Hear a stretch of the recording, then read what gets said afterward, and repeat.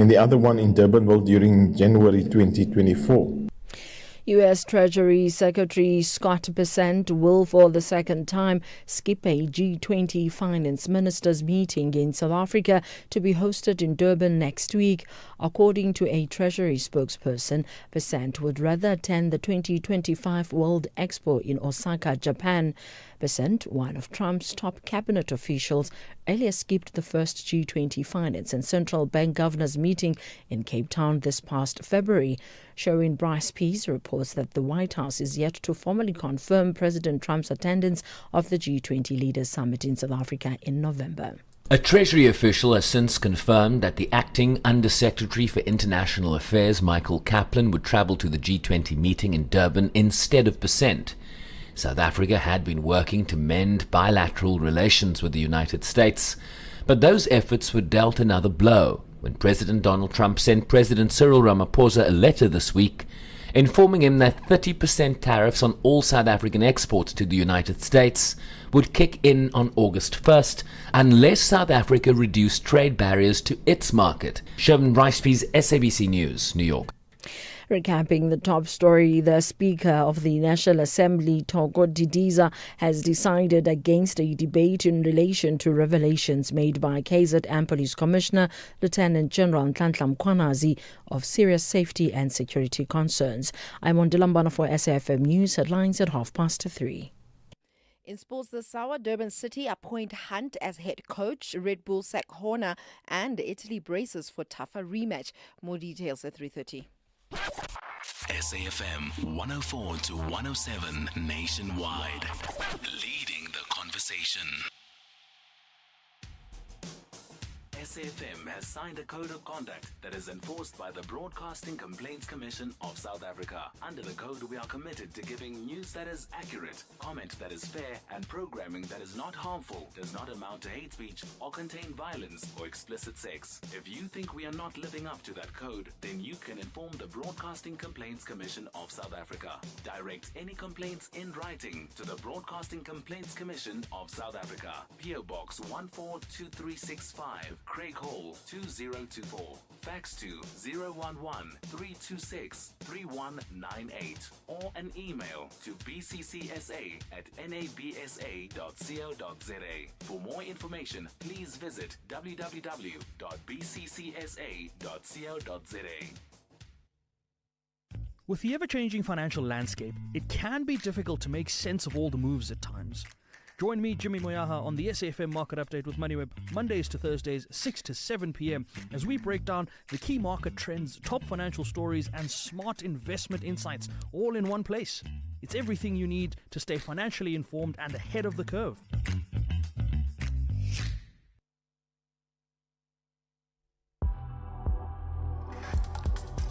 The National Pulse with Ashraf Garda on SAFM. You're listening to the National Pulse, weekdays 3 to 6 p.m. It's a good question to ask you, isn't it? What's moving the National Pulse today? For the better part of the last few days, the name Mkhwanazi and what he has said and what he's pronounced on has dominated South Africa's headlines. And I'll tell you what, in many ways, that theme does continue. Of course, we'll talk about many other things too, but there's no way we're going to ignore that. There's also developments regarding the Ukraine and Russia that we're going to touch on, where Zelensky, the leader of the Ukraine, has called for more sanctions against the Russians. But that's not all, okay? There's even more to that, including the goings on in Parliament, and maybe what's not happening in Parliament. So we'll talk about that too. My name's Ashraf Garda. As always, thank you for making the appointment to listen to the National Pulse. And if you can feel the pulse, I can certainly feel it already. How do you get closer? 086 000 2032. That's to call in live. And what we'll do is the moment we finish the first conversation, we'll have a quick snap poll on some of the biggest issues that we're talking about immediately. So we'll do that. Then WhatsApp 0614 104 107, text or voice note. And don't forget using social media, particularly the X platform. As long as Elon Musk allows it, he certainly does, I think, for now. The hashtag, the National Pulse, tag SAFM Radio and tag me. Right, so in that vein, let's firstly go up to chatting to, we're going to chat to Dr. Dale McKinley in a moment or so, right? I'll tell you what, here's a thought just for you to consider, right? You know, we're going to have this debate about what the president should do regarding the allegations, and according to Mkhwanazi from KZN, the police commissioner, they're backing up those allegations with facts according to him and WhatsApp conversations. And there's been calls about what the president should be doing. But here's a question. What should those that have been fingered, what should they be doing? And then I was having a chat with Kiza, my producer, off the air about, you know, we can't speak about all countries, but some countries, in particular the United Kingdom, and I might not agree with all their politics, what they do is very often when someone's fingered and there's a public uproar, they just call it a day. That's it. Thank you. I'm out of here. So forget the president or the prime minister or someone asking you to resign, or a public vote on it. They just decide very quickly, like, okay, I need to walk away. And that happens. Now, we don't have that culture in South Africa, do we? Have you, but maybe you can jog my memory, have you had an example? Can you think of someone where there's been even allegations, but not even confirmed allegations, just allegations, right? And maybe it's something difficult to even contest in court, for example. And that person said, okay, that's it. I think I've lost favor with the public and my job as a public servant. I need to get out of here. Can you think of anybody? One. And number two, what should those, and there's more than one person who's been fingered in this Mkhwanazi accusations or allegations, what should those people, plural, be doing? Think about that. That's certainly my point. I'd like to get yours through on that issue. So let's talk then first to Dr. Dale McKinley, who's an independent political analyst. Appreciate your time, Dale. Much. Thank you for connecting to us here on the National Pulse. Sure, Ashraf, and to your listeners, always a pleasure. Thank you. Lots to consider today. Let's maybe start with the important issues that happened today, because, I mean, every day there are different issues that are driving the National Pulse. Revelations today coming by the National Commissioner of the SAPS, that's General Fani Masemola, very much a person in the news too. And at the press briefing today, he said that Mkhwanazi, Lieutenant Mkhwanazi's security has been beefed up following what happened on Sunday.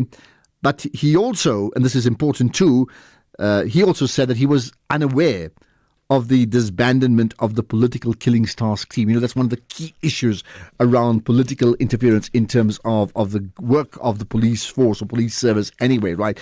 Perhaps let's start with this. What do you make as an opening thought, Dale, just in terms of if you had to encapsulate what's been going on since Sunday into, you know, one word or one sentence, what would you say? It's symptomatic of the problems in the South African police services for many, many years.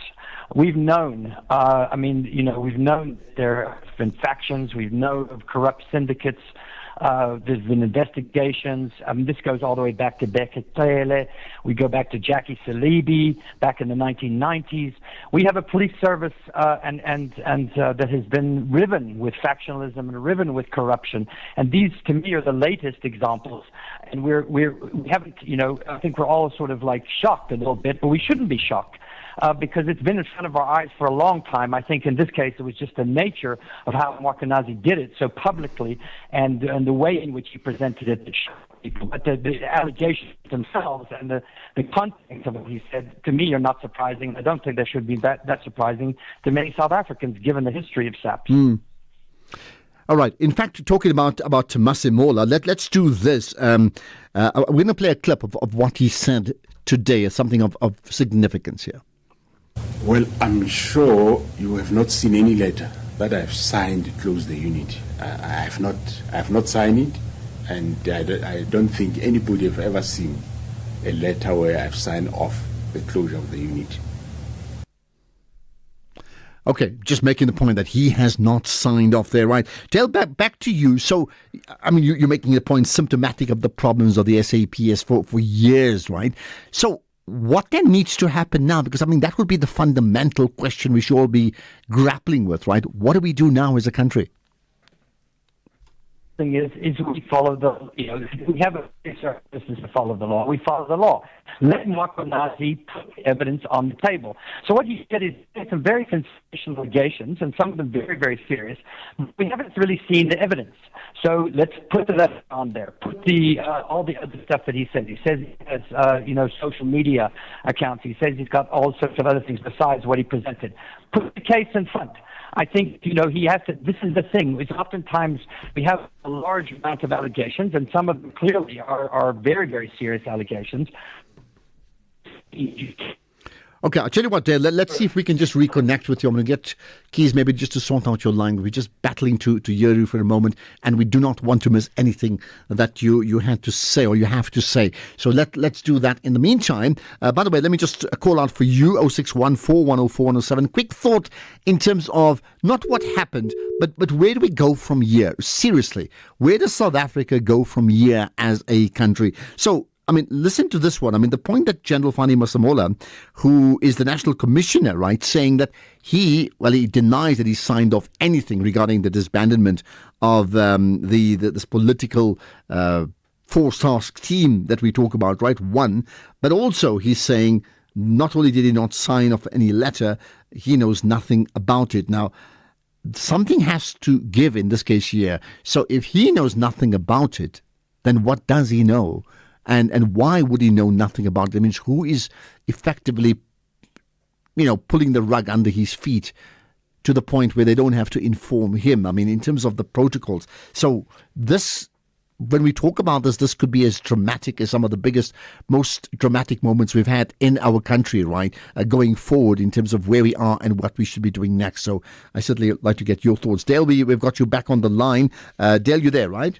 Yes, I'm here. Okay, this sounds much better, right? Okay, let's then talk about just picking up on the question from Senzo Mkhunu in terms of what he said regarding Brown on the one hand, and of course the Brown and the cat, two things that were said, and in terms of there seems to be grey areas in terms of what he said about them before and what he said later on. What do you make of that? Yeah, look, there are contradictions. I think it's semantics. Basically what he's saying is no Makhotsi, but he's not an associate, because the word associate was the one that was used in the parliamentary committee in which he denied him being associate. So, look, he's backtracking. I think he's been caught out a bit. And, anyone reading between those lines would say he knows the man, and he's going to have to answer for that relationship. He denies knowing Kat Maklala, and I think in that case, the proof is in the pudding. Let's see if Mkhwanazi has anything besides saying that he talked to Brown Makhotsi, and Brown Makhotsi knows the Kat, and then therefore Kat is associated with the minister. These are not going to fly in a court, and they're certainly not going to fly in a disciplinary process. So I think more meat needs to be put on the bone.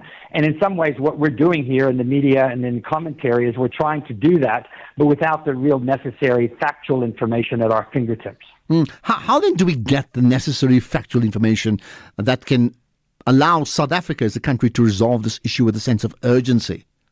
Yeah, I think that's the question, Ashraf. I think Mkhwanazi owes it to us to put it on the table. He was the one that came and did a press conference in front of the country and said, this is what's happened. Okay, well then fine. Put it on there, put it and basically make the charges. As the police always tell all of us as civilians, if you have a case, lay a charge.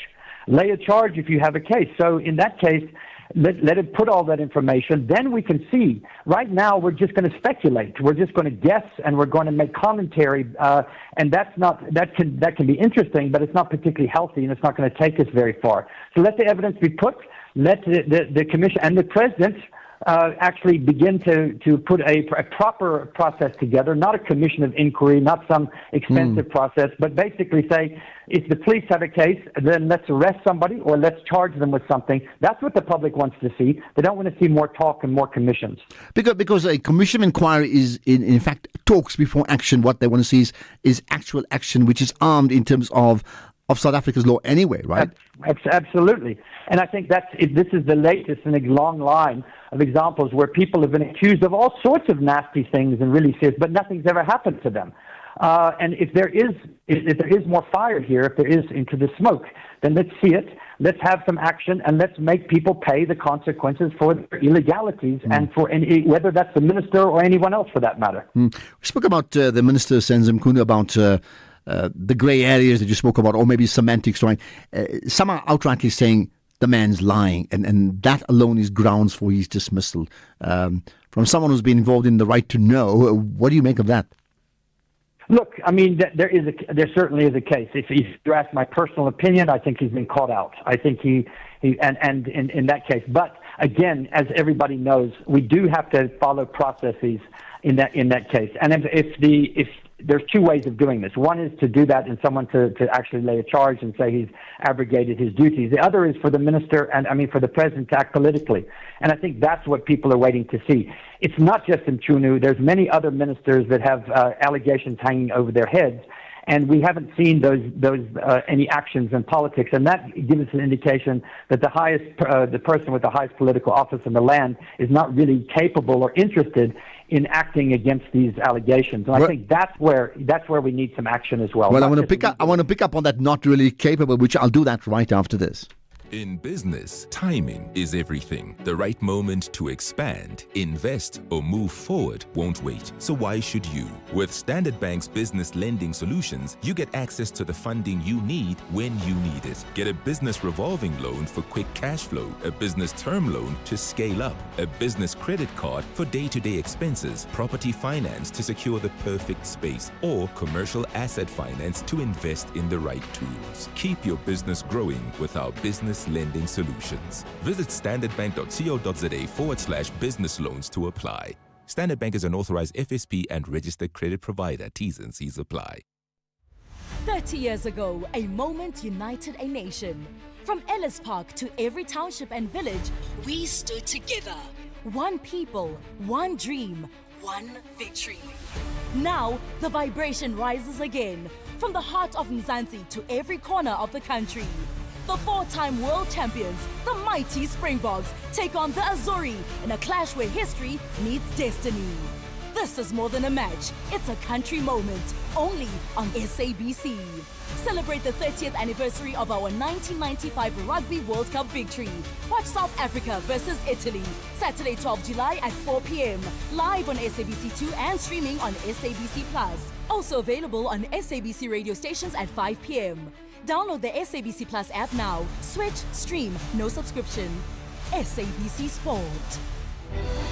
For the love of the game. This Mandela Month, Nelson Mandela once said, "We have traveled a long journey. We have fought for peace and reconciliation,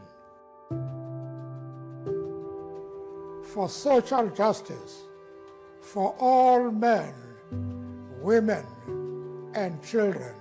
SAFM, leading the conversations that move us.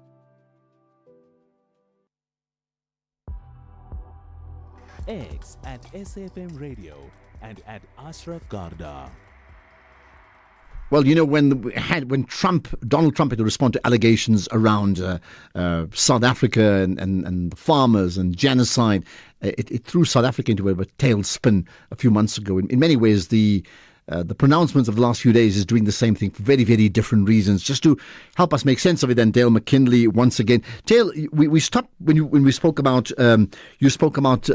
And I would think that you're talking about the president here being a person who's not capable of what? Just confirm what you mean when you say he's not capable of? Well, I'm saying that he has shown himself not capable of acting against own ministers who have serious allegations against him. The ANC's own step-aside rule, which Fikile Mbalula just talked about yesterday, is very clear, which is that if there are serious allegations, that those people must step aside until they're tested. And yet, We have at least 3 ministers in the cabinet, and we have other senior officials where there's serious allegations stemming back from the state capture and even more recently, and yet nothing has been done. So therefore, why I use the word, it seems that I think a more accurate term would be unwilling. Of course, he's capable of doing it, but I'm saying that politically he seems incapable because he doesn't seem to want to act, because he's more interested in the balances of factional matters within the ANC than he is in terms of the national interest. Okay, so lastly, what then about the Minister of Police? So, should he resign? Do we have enough grounds now to demand his dismissal, or is this very, very premature? Look, I think there's nothing wrong with civil society and public making demands of people. You mentioned earlier in the lead up, in other countries where there's clouds hanging over people do step aside and the demands are made because there's clearly something to answer here. I think that there's nothing wrong with making that demand. I think, though, that a due process has to be followed. We are a country in the rule of law. We're not a vigilante country which just hangs people in public simply because someone says something.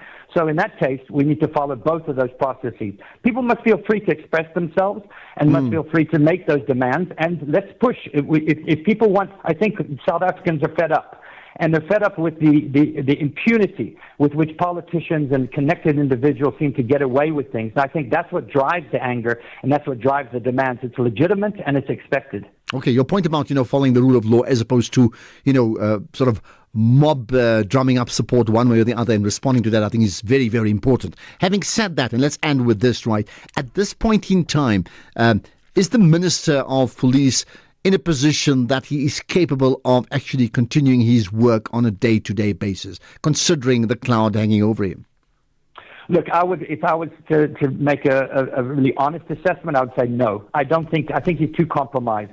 I think, a minister has to lead an entire department. He has to have the faith and the trust of his lieutenants and those beneath him. There's clearly the divisions are deep, very deep. And I think the minister, if he if he did the right thing, he would step aside not only in his own interest and clear his name, but also in the interest of the country. Okay, and that's where we're going to leave it. Dr. Dale McKinley, independent political analyst, setting the scene for us for another significant day in the life of South Africa. This is the National Pulse. Thank you. You're listening to the National Pulse on SAFM. Right, let's hear what you have to say, right? Here's one. Good day, Ashraf and fellow listeners. Stacey here from Plumbridge. With corruption in SA, those problems are very deep-rooted. And the challenging part is not about uprooting the tree, but it's finding the squirrel who buried the nut. And by the looks of things, it's not going to be an easy thing because it keeps on growing, branching out in each and every department of the state. Yeah. Bye. Well, bye. Maybe not bye forever. We don't want that. Not so much the tree. Finding the squirrel is something we need to look out for. Here's another. Good afternoon, Ashraf, and to my fellow listeners. These drug cartels or syndicates did not start yesterday because now Mr. Mthunu has been appointed as police minister. They have been operating for the longest of time. I strongly believe that all those previous police ministers know something about these things. Your Nathi Nhleko, your Mthethwa, your Bheki Cele, all those ministers, your even Fikile Mbalula, I think at some time he was a police minister. So they must be investigated as well, these people. So Sonso Mkhulu did not start these things. He fell onto it. He fell into the system that has been operating for the longest of time. Thank you. My name is Tapelo Pilusa from Mashanganyi village in Giyani. Well, thanks for that, Tapelo. But if he fell into the system, as you say, then clearly that system is rotten, isn't it? If that would be the case, the way you see it, right? Here's another. I know such thing happens here in this country. No such a thing. Even when there is undisputable evidence, against the public official, it just does not happen here. No. The culture is just terrible. You're expecting too much if you're expecting that to happen. It's terrible, bad. Thanks, Ashraf. Thank you for that. My question was, can you remember any high-ranking official who has resigned, not after months and months of pressure, like within a couple of days of even just some allegations against that person, if not resigned, and just stepping aside until later on. And I'm talking about, yes, one may talk about a few people that may come to mind, but if you remember, I want to hear from you, right? Here's another on the ANC. Ashraf and the SFM listener. Ashraf, I don't know why these ANC people this Mkhunu and Masemula being afraid, because Ramaphosa is not even going to consider it. They will say, we will, then that's all. Those people, they can even just resign and then having the money because they have money, they will have money. Why should they just worry? Because at the ANC, they don't chasing anyone if maybe making corruption. And so we continue. Here's another one quickly before we get to the news. Good afternoon, dear listeners. Ashraf, General Sibiya said he acted on the behest of the National Commissioner when he was being interviewed by Newsroom Africa on Sunday. He said he delivered the mandate or the letter on the behest of the National Commissioner. And now the National Commissioner said I didn't sign anything. So it kind of shows who the liars are here. It's obvious. Well, what is so obvious? If it's obvious as you say, I want to know. But hold that thought. We'll pick up a conversation that's you and I talking to each other on the national airwaves in a moment. But first things first, we can't miss the news, can we? Here's the news headlines with Ondela. Thank you, Ashraf. On the news headlines, police in Northern Cape have refuted social media claims that an associate linked to Vusumuzi Kat Matlala is employed at Kuruman police station as a police captain. The Speaker of the National Assembly has decided against a debate relating to revelations made by KZN Police Commissioner Nhlanhla Mkhwanazi of serious safety and security concerns. And Kenya's President William Ruto has said anyone taking part in looting and arson during anti-government protests in the country should be shot in the leg. A full update follows at the top of the hour. SAFM, guiding you through the rush hour traffic. Good afternoon. Starting off in Gauteng, the M2 westbound in Crown has delays towards Main Reef Road in Midrand, the N1 northbound queuing towards New Road, and the N1 northbound has a crash reported before Olifantsfontein Road. In KZN, the N2 northbound has roadworks reported, one lane open, approaching Baluto exit. The N2 southbound has a stationary vehicle reported after the M41 gateway exit, and Umgeni Road westbound slow moving through Springfield Park. In Cape Town, the N7 is where truck crashes reported at Maritzburg, so you're asked to expect delays and diversions. The N1 inbound has a spillage incident reported before Plattekloof Road with multiple lane closures resulting in heavy traffic delays. And Victoria Road outbound is slow moving through Woodstock. With your traffic update, I'm Irma G. If you think you cannot afford a lawyer, think again. Clientele Legal has made professional legal services affordable for you. Whether it's a civil, criminal, or labor-related matter, we have a nationwide panel of attorneys standing by to assist you. SMS SAFM to 32195. That's SAFM to 32195 and we'll call you back. Clientele General is a licensed non-life insurer and an authorized FSP. Standard rates and terms and conditions apply. Botswana is in high spirits to stop the West Africans. However, the Super Falcons want to illustrate why they are 9-time African champions. This is the Total Energies Women's Africa Cup of Nations Morocco 2024. Catch the superb clash between Botswana and Nigeria this Thursday, 10 July at 8:30 p.m. Streaming live on SABC Plus and S3. Where Africa competes, South Africa connects. Proudly brought to you by SABC Sport.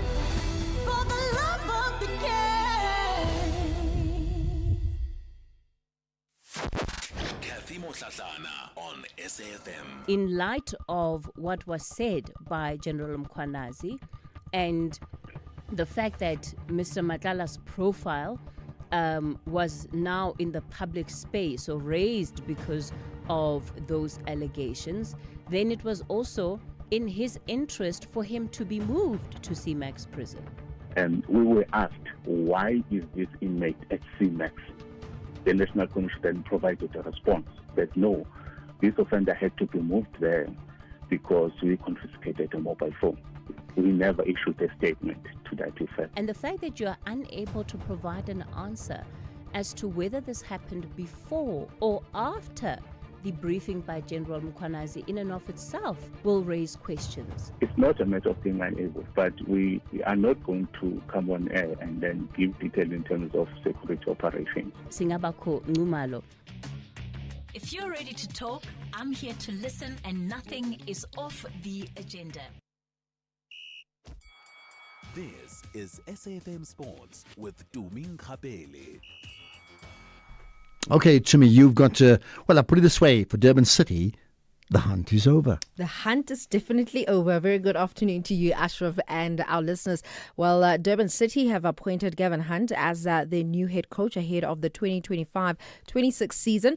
Hunt replaces Simo Dladla, who led the Durban outfit to the Premier Betway Premiership Holy Grail before leaving to join Amazulu FC as assistant coach to coach Arthur Zwane. Now, Hunt is expected to be working alongside Ernst Middendorp, who is set to be confirmed as the club's new technical director for the new season.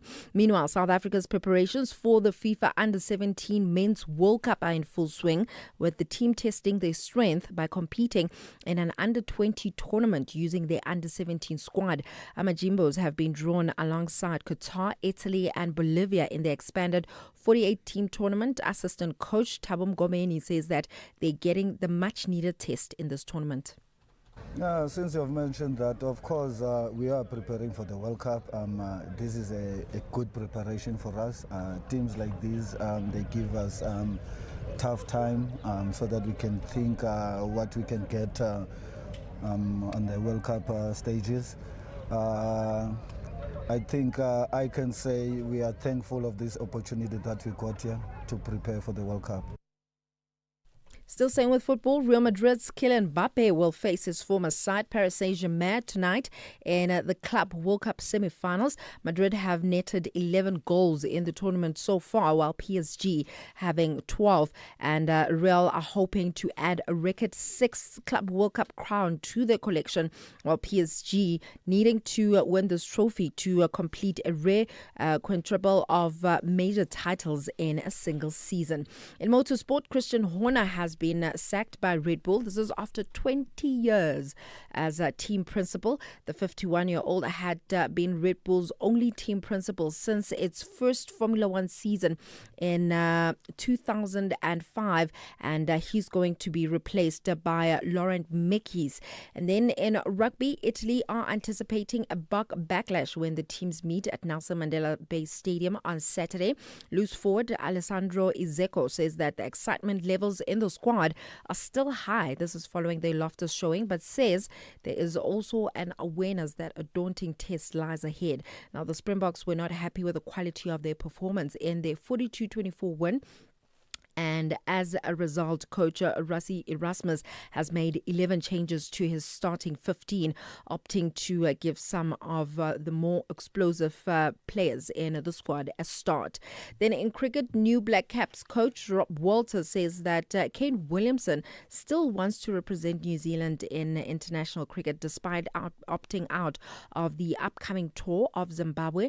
The 34-year-old master batsman turned down a central contract with New Zealand cricket for the season, enabling him to pick and choose his availability and take up lucrative contracts in franchise cricket. So instead of playing 2 tests in Bulawayo in late July and August, Williamson will be captaining London Spirit in the 100 in England.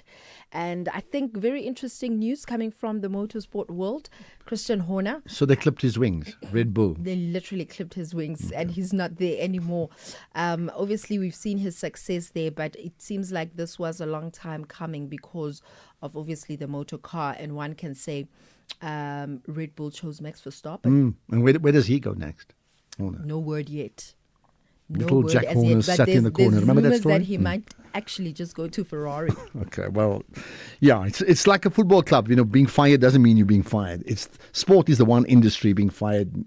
Like, so what? Yeah. You'll get promoted next week. Okay? More sports, fired or not, in an hour.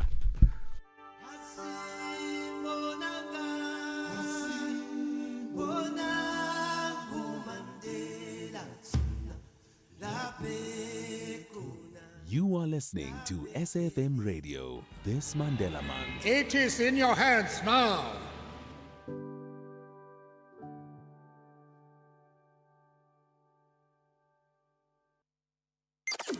Top Sport with Michael Abramson. All right, big fan of the show, big contributor to the show. Kevin Rademacher, our cricket correspondent par excellence, joins me now. Paint the picture for me about this and clarify it for our listeners who are asking why did the declaration come at lunchtime?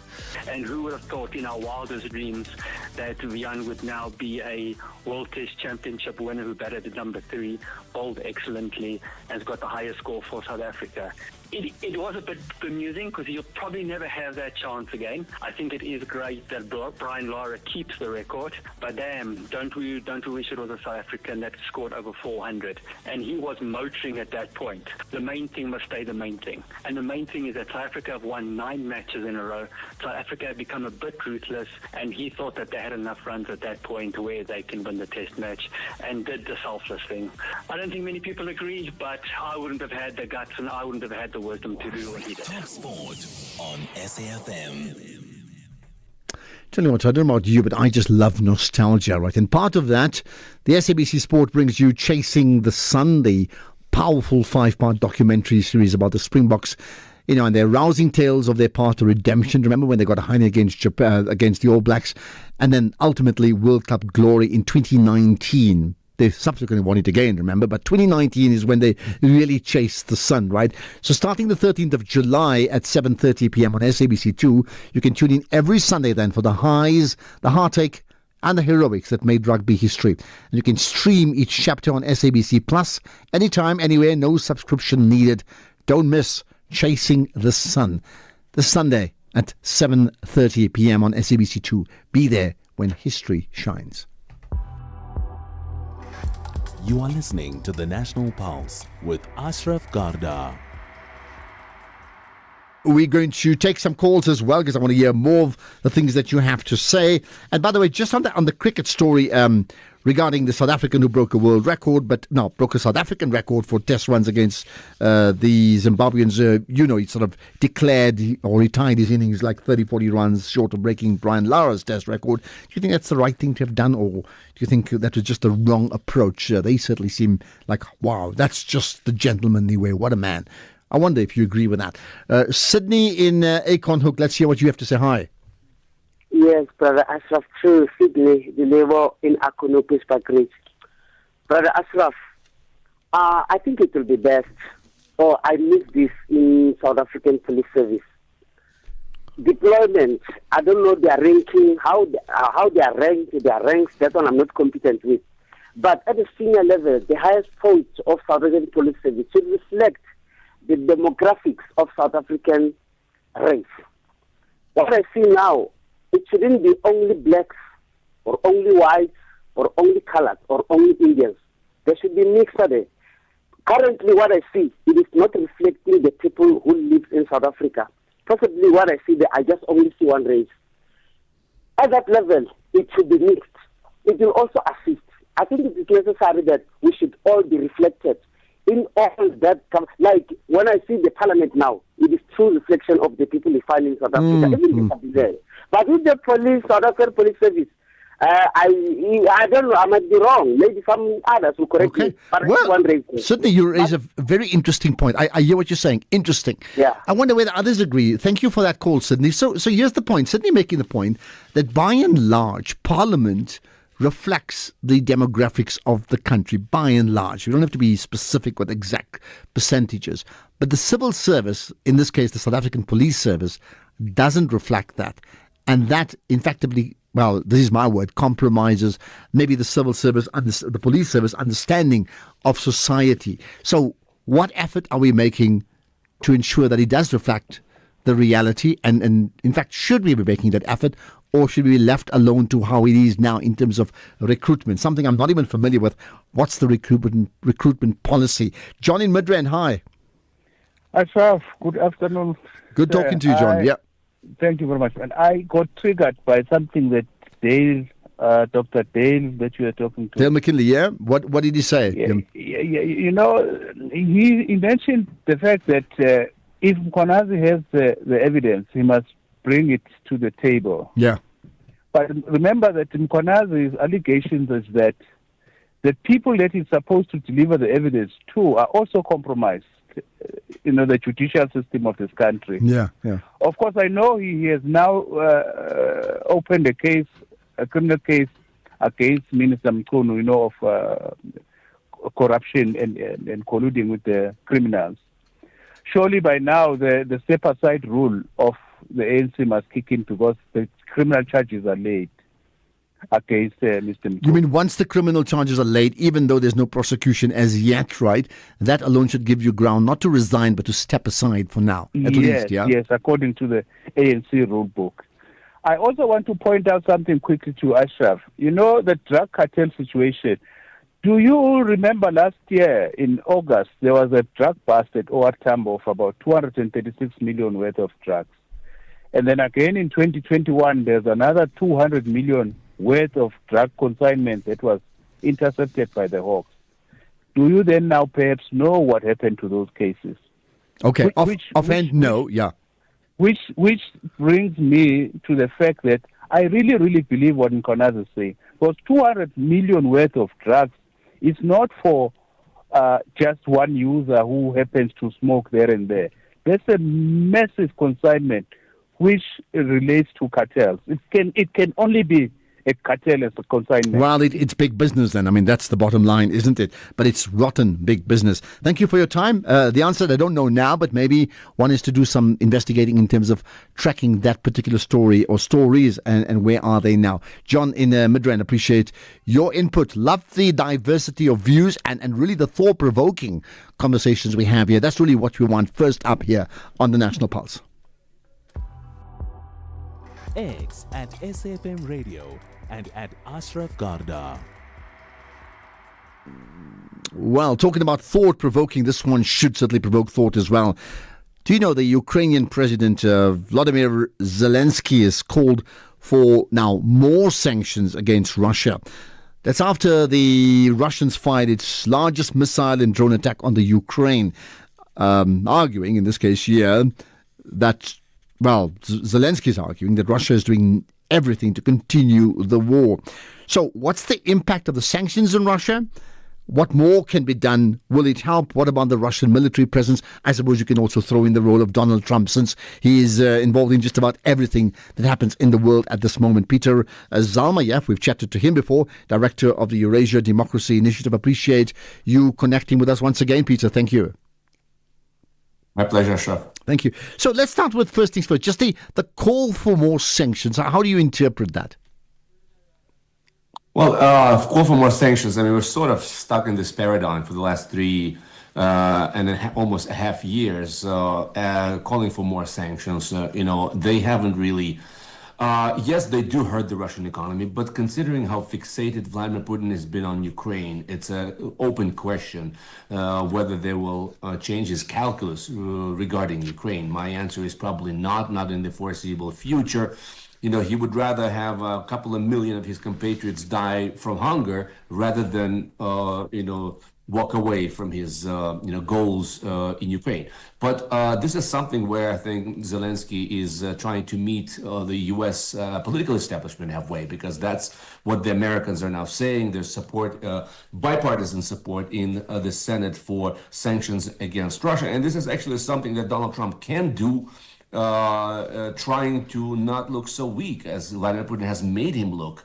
Call after call after call, and every time Putin intensifies his bombardments of Ukraine. So, once again, the good old mechanism of sanctions, let's just fall back on that.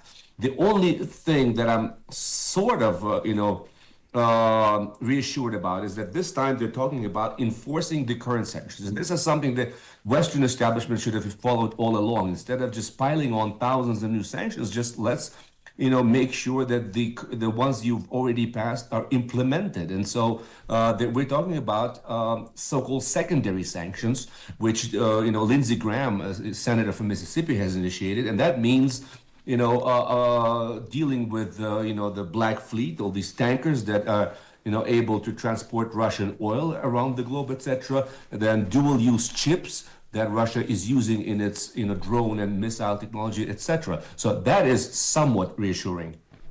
Interesting, you made the point about Putin making Trump look weak. I mean, just tell us more about it. I mean, and how intentional is that, and who would be the casualty in that? I mean, that's a good question. How intentional that is? It's almost like Vladimir Putin is, kind of flaunting this sort of recklessness with which he steps up his bombardments of Ukrainian cities and towns and increases the number of drones. You just mentioned we are, hitting milestone after milestone, 700 drones at one time. And the record is, it's almost like every week brings new anti-records, and that is what happens every time that Donald Trump tries to talk to Putin. It's almost like I want to cry out, stop talking to Putin. It's doing the opposite of what it's intended to do. And he should have known that eventually Trump's patience will run out. And it actually has, apparently, by all accounts. Trump is now openly speaking about how Putin is literally humiliating him. That's very much unlike Trump to acknowledge a very obvious failure of his diplomatic engagement.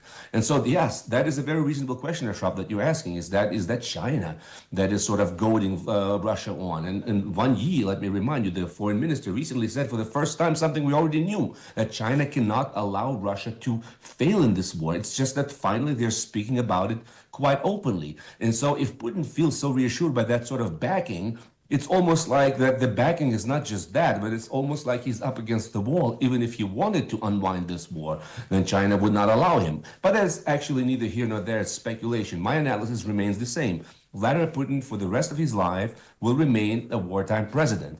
That's how he sees his historical mission, and that is restoring Russia's greatness at the expense of neighboring countries by capturing their territory. Okay, well, the question is, how does Donald Trump then respond to being, in inverted commas, humiliated? I'll get that answer after this. We are woven into the same soil that shapes South Africa. Its dreams, its energy, its promise. These guide us. Together, we've built progress hand in hand, from the mines to bustling main streets, from one generation to the next. With communities, government, and partners, every initiative from healthcare to education, youth empowerment to entrepreneurship lights the way forward. Because we don't just mine minerals, we mine possibility and progress with purpose. Together, we're shaping what's next, mining potential, building beyond. Anglo American.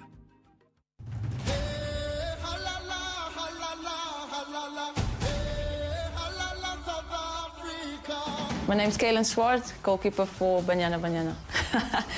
Between the 3 meals of the day, my favorite is breakfast. I always have eggs. Eggs is my superpower. In the house setup, my favorite place is the chill room. I'm always in front of the TV watching something. That's only because I get so little downtime. I just want to relax on the couch and watch TV, whether it's football, cricket, rugby, you name it. We are the African champions. Where Africa competes, South Africa connects. Proudly brought to you by SABC Sport. Temba, how do I check if I've been auto-assessed by SARS? No need to stress at all. Go to the SARS online query system dashboard, SOX. It only takes a few minutes. Really? Where do I find it? Go to the SARS website and then look for the SOX dashboard icon. Make tax matters your priority number one. Go to sars.gov.za and say goodbye to queues. SARS, at your service. National Pulse, weekdays, 3 to 6 p.m.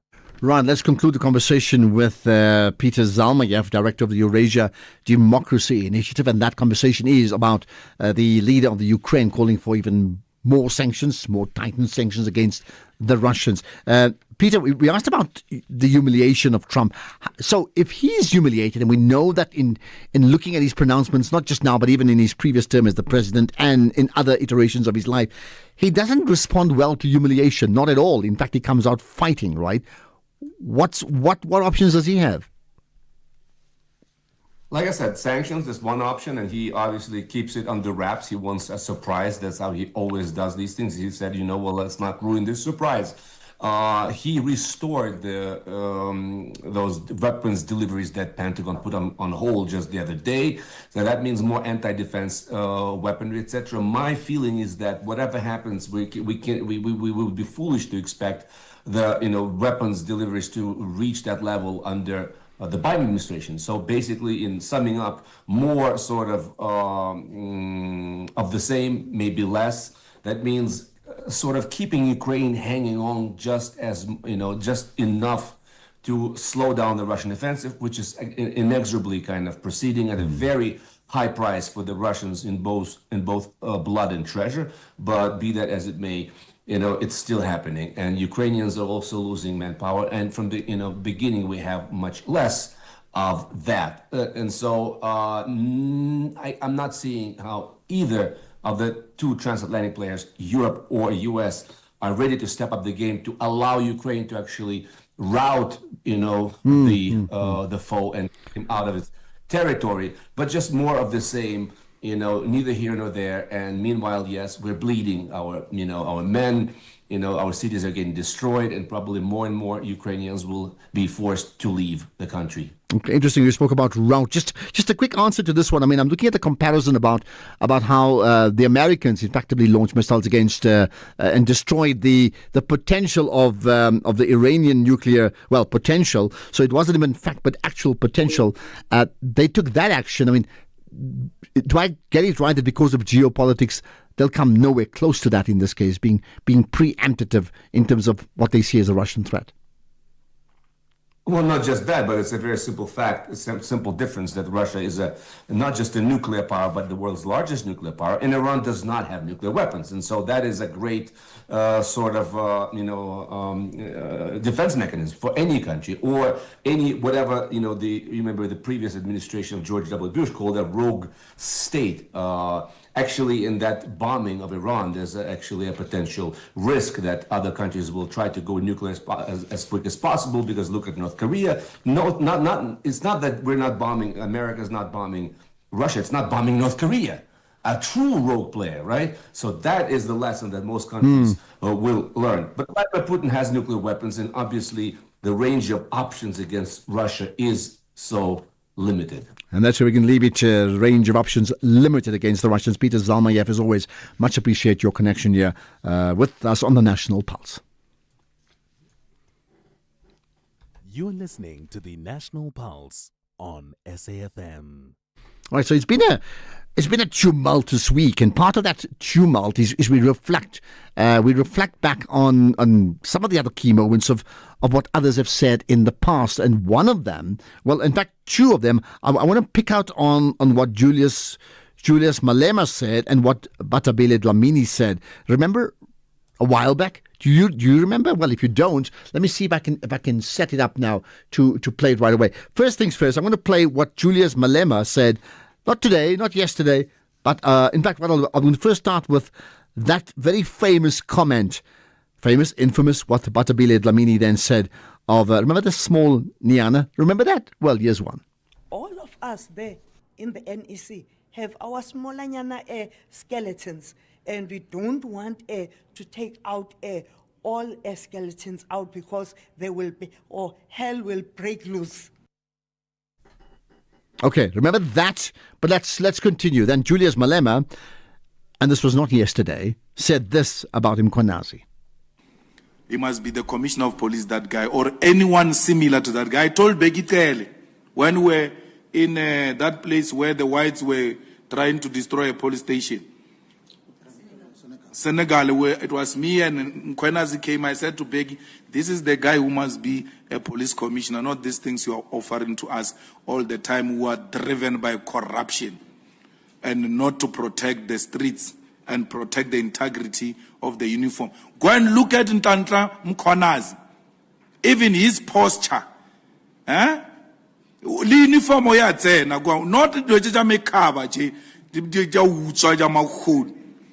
Ntantla Mkhwanazi, when you look at him, you see a man in uniform who's disciplined, who's determined to deal with crime in South Africa.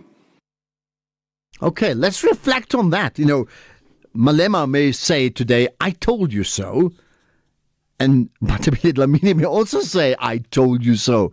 Just think about what they said and what it means to us as people right now. How do you draw on that was said then? And what does that then say about two things? Maybe the culture of leadership within the country, political leadership that is, but also those that pronounce for two different reasons. Dlamini effectively saying, don't open up a can of worms. You're going to be in trouble. We all are going to be in trouble. And Malema at that time saying, hey, I spot a leader. At that time, what did you feel about it, what they said then? And what do you feel about it now? Meaning that, is this a prophecy of sorts that when you reflect on it? And I don't mean a religious prophecy, but certainly they know something that we obviously didn't know at that time, right? But it's certainly coming now to the fore. And now that it's come to the fore, because we're talking about the police and issues of corruption and allegations of what's in the cupboards, right? The skeletons. How do we as a people now deal with it? How do you propose we should deal with it? And what are the lessons we can learn going forward? But perhaps reflecting on what was said now, are you going to dig up some other pronouncements, some other political leaders about what they may have said about other things in South Africa 5 years ago, 10 years ago? And has it come now to the fore? Yeah, man. This is the National Pulse. Ondela Mbana is here with the news at 4.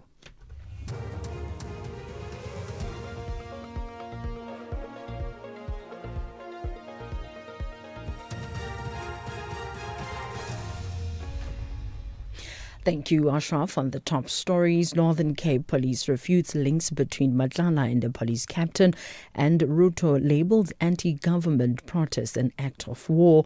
For SAFM News, I am Ondela Mbana, and a very good afternoon. Police in the Northern Cape have refuted social media claims that an associate linked to Vusumuzi Cat Matlala is employed at Kuruman police station as a police captain. Matlala's name has been hogging the headlines since Sunday's press conference by KwaZulu-Natal Commissioner Lieutenant General Nhlanhla Mkhwanazi, linking him to high-profile politicians.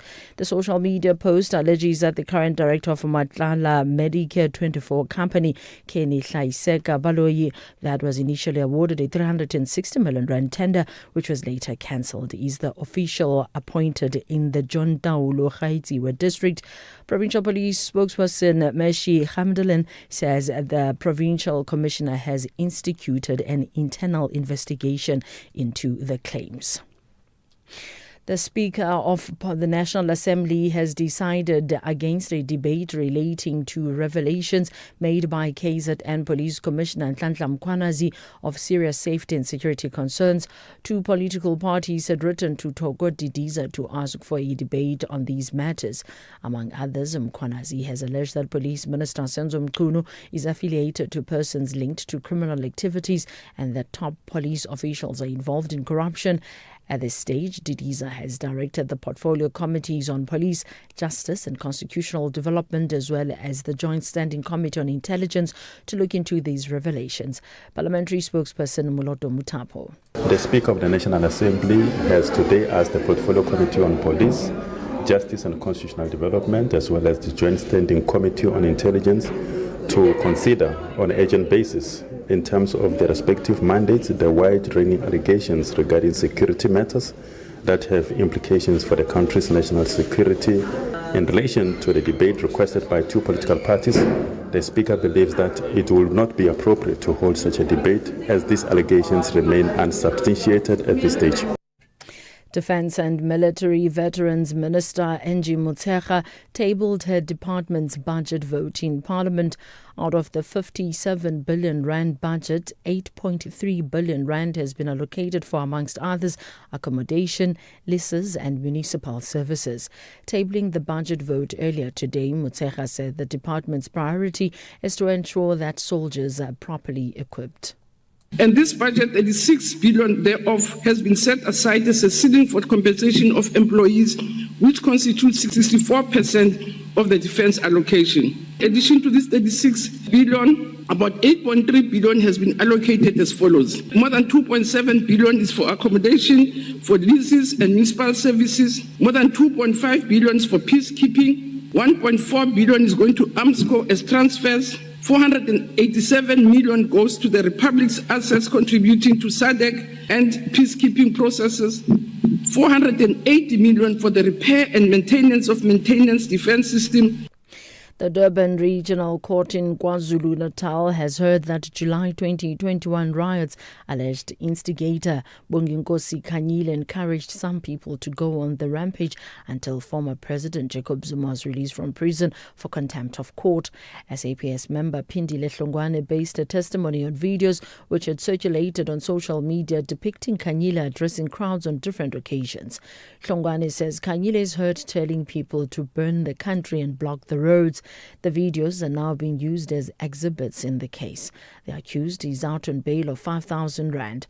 The charges he faces include incitement to commit public violence and contravening the Disaster Management Act.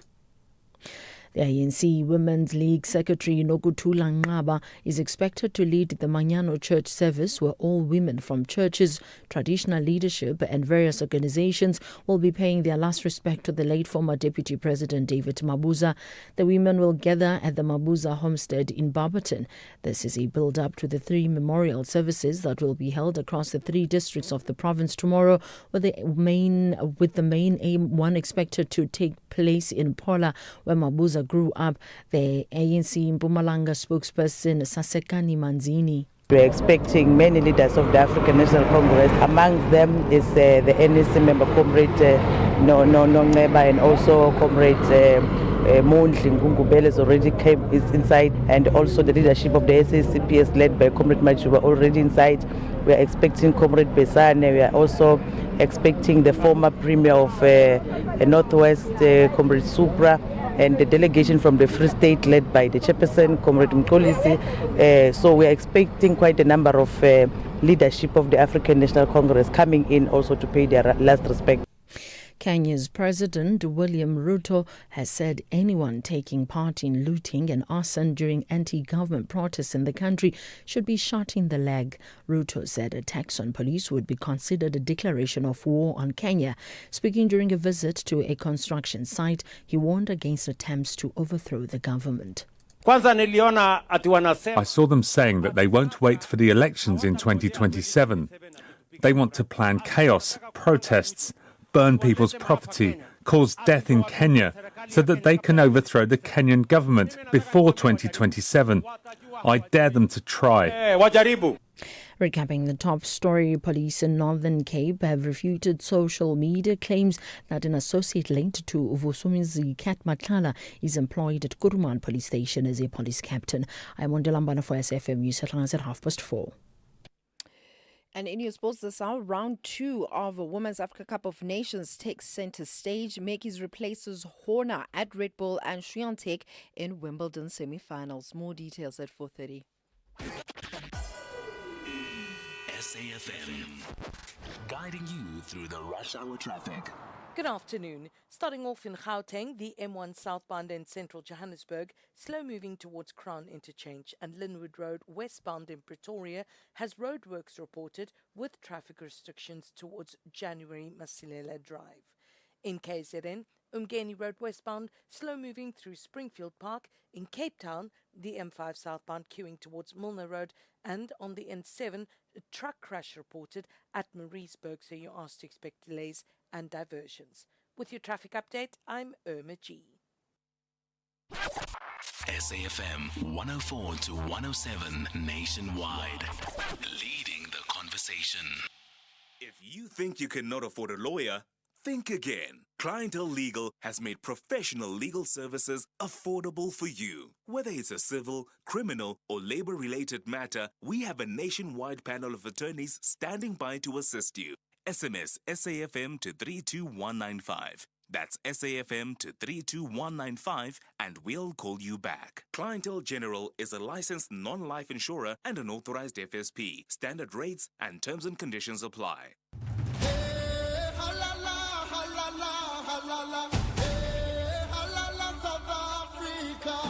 I'm Shakira O'Malley and I'm a centre back. What I like so much about living in South Africa is the beaches. So being able to go to the beach and just relax and just let go of literally everything. I had a good laugh this morning at breakfast. I think we were just all just having a conversation. Everybody was interacting. If I won $1 million after a good game, I'd definitely not tell my teammates. Definitely not. I'm taking that $1 million and going home. Tune in to SABC Sport to watch Banyana Banyana compete at the AFCON and defend another title.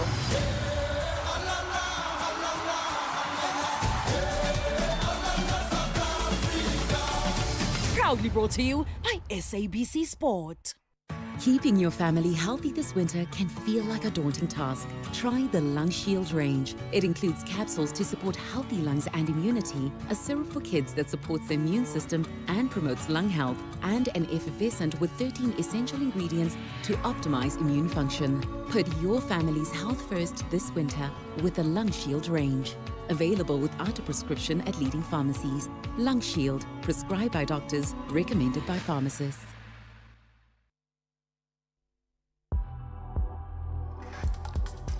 The National Pulse with Ashraf Garda on SAFM. You're listening to the National Pulse, weekdays 3 to 6 p.m. So I'm particularly interested about the clips we just played before the news and your reaction to that. What I'm saying regarding what Batabile Dlamini said all those years ago about skeletons in the cupboard, and what Julius Malema said about Mkhwanazi, for different reasons, they both come to pass, have they? You know, in terms of what's happening to the country right now. So I wonder how do you interpret what was said then and what's happening now? But at the same time, as you interpret, you also reflect on them. That means those who said it. And what are your feelings about them now? Not so much a case of right and wrong, just about their pronouncements for very, very different reasons. Okay. By the way, we're going to chat to Dr. Khosi Letlape from Action SA just now about they making a call for all public office bearers to use public hospitals. Like they must use public hospitals. Would you support that position? I'm expecting you to say yes, but think it through. In the meantime, let's get into another of the big stories of the last few days. That is, of course, the passing of the former Deputy President of South Africa, Didi Mabuza. Now, mourners continue visiting the former Deputy President's home in Barberton in Mpumalanga. Yesterday, remember, we played a clip from the ANC Secretary General Fikile Mbalula, who was part of a delegation visiting in Mpumalanga. And there's more on that story today. The ANC's Women's League visited today. Let's find out what happened, because ahead of the commemoration tomorrow and then the actual funeral on Saturday. With me is Michael Mdluli, the SABC news reporter who's got his eye on that big story in Mpumalanga. Michael, appreciate your time on the National Pulse. Michael, hi. Good evening, T. Can you hear me? Yes, I certainly can. Appreciate your time, Michael. Right. What has happened today? I know the ANC Women's League were there, but perhaps give us a rundown of the key moments that happened today outside or at the home of the former Deputy President. Well, we continue to see mourners or those who are coming to pay their last respects to the late Deputy President David Mabuza, flocking his home, from your colleagues, those who came from the province, including those who were just friends to him, they've been flocking his home, to come and offer or show their support to the family of Mabuza at his farm or his homestead in Barberton. So basically that's what has been happening. We spoke to quite a number of them, including the Secretary General of the ANC Women's League, Nokuthula Nxaba, who also said that they had to make sure that they do come and pay their last respects to the departed Deputy President, considering his role to the ANC, to make sure that the party is the way it is now, to unite it. We also spoke to other people. There's also a team from Paula where the late Deputy President Mabuza grew up, and they also told us about the support that he used to offer them, from the time when they started playing. This team, or the team that I'm talking about, is a team of old ladies. I know some of them told us that they're about 70 years of age. So they're saying that he's been supporting the team since from 2011, in terms of making sure that they do travel to wherever they need to go to play their games, from Yokiani to elsewhere, even competing in international events. We also spoke to one of the ladies who is handling his or the late Deputy President Foundation, the Didi Mabuza Foundation, and told us about the role that he's been playing in terms of assisting the poor from the province, and throughout the country in terms of assisting with student financial support, building homes for the poor, and other things, and they did. It's quite a lot. It's quite a lot that they've been. Of course, by its nature, it's a time for lots of reflection, right? And I mean, you've just given some examples of that. But yes. Is there anything that was, that was said or done by some of the people that visited today that truly stood out, just because perhaps even you didn't know that? Unfortunately, since we were camped outside the home, we didn't see much in terms of what was happening inside the homestead, but mostly what we got to hear about how he has assisted them in the past, from him being the leader of the party in the province, the ANC, to him being the deputy president. So that's what was basically happening, or what we got to hear from those who were coming in to offer their condolences to the family. Okay. Just looking ahead very quickly then, to understand the memorial service takes place tomorrow. Can you give us some details? Yes, Ashraf, we can expect that there will be 3 memorial services to be held for the late Deputy President. There will be one in the Ehlanzeni district in the Ehlanzeni region in Paula, where we expect the Deputy President Paul Mashatile to deliver the keynote address there. We also expect there will be also 2 other memorial services, one in the Gebsibande region, and the other in the one in the Gebsibande region, and the other in the Emelo side, whereby there will be. They are still yet to confirm some details, but we know that in Emalahleni or Middleburg there will be Umamno Mvula Mukonyane to address in that memorial service tomorrow. Okay, let's leave it at that. It's certainly a story we'll be following, I know, not just on this show, but on other shows too over the next few days. Michael Ndluli, the SABC News reporter in Mpumalanga, reflecting now on, amongst others, the ANC Women's League visiting the home of the former Deputy President, David Mabuza. That's in Barberton in Mpumalanga. Right, there's more thoughts, there's developing stories, there's lots of questions to be asked about public hospitals that I'm sure, well, you're going to respond, because I have my views on it too. If you think you cannot afford a lawyer, think again. Clientele Legal has made professional legal services affordable for you. Whether it's a civil, criminal, or labor-related matter, we have a nationwide panel of attorneys standing by to assist you. SMS SAFM to 32195. That's SAFM to 32195, and we'll call you back. Clientele General is a licensed non-life insurer and an authorized FSP. Standard rates and terms and conditions apply.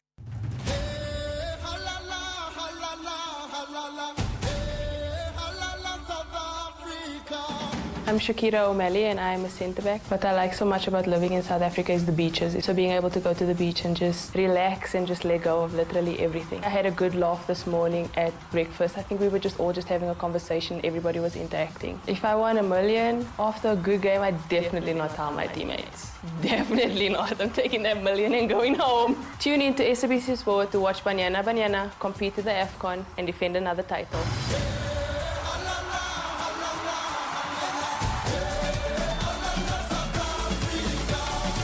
Proudly brought to you by SABC Sport. Spar brings you super savings. Get 450 gram Bacoma Wheat Bix original only for $27.99 and save R9. or 1 litre liquid fruit for just 26.99. Save 11 Rand. Plus, you could win your share of 6 million Rand in instant cash. Price is valid until 21 July 2025. While stocks last, T's and C's apply.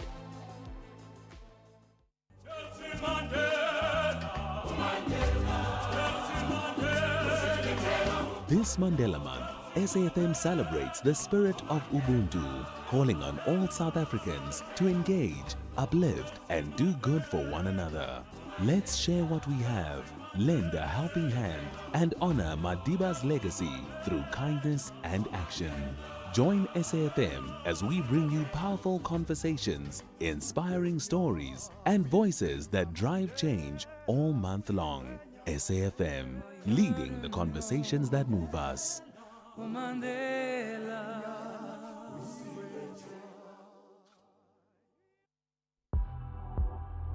X at SAFM Radio and at Ashraf Garda. Okay, so, this is not maybe the first time we've heard it, which is, the mark of a country is when the elected leadership of a country uses the public services of the country, the same public services that they effectively administer. And two things come to mind: schooling and, public transport maybe, but maybe specifically schooling and healthcare. And, there's been this, maybe not so much in South Africa, there's been this age-old story about many African leaders from our continent who then, when they're ill, they book a trip to another place, mainly Europe, sometimes Southeast Asia as well, like, Malaysia or Singapore, looking at Mugabe too, but others to Europe, and they book a flight and they book into a hospital there to get the type of top-class treatment that they deserve, in inverted commas. To what degree do South Africans do that? Maybe we don't exactly travel abroad, thank goodness for that, because our private healthcare may be sound and good enough for them to remain here.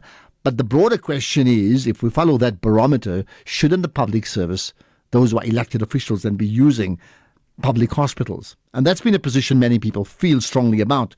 Now, the Action SA's MP, Dr. Kgosi Letlhapa, who's also a healthcare veteran, championing this cause, believes that if more public office bearers use public clinics in hospitals, then these facilities will improve. It's an interesting one indeed. So use it, you'll know how good or how bad it is, and you'll fix it.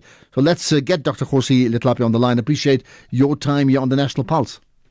Good afternoon, Ashraf, and good afternoon to the listeners. Thank you. It's an interesting take from you, which is, if I'm quoting you correctly, that if more of these public office bearers use public clinics and hospitals, then these services will improve. Yeah?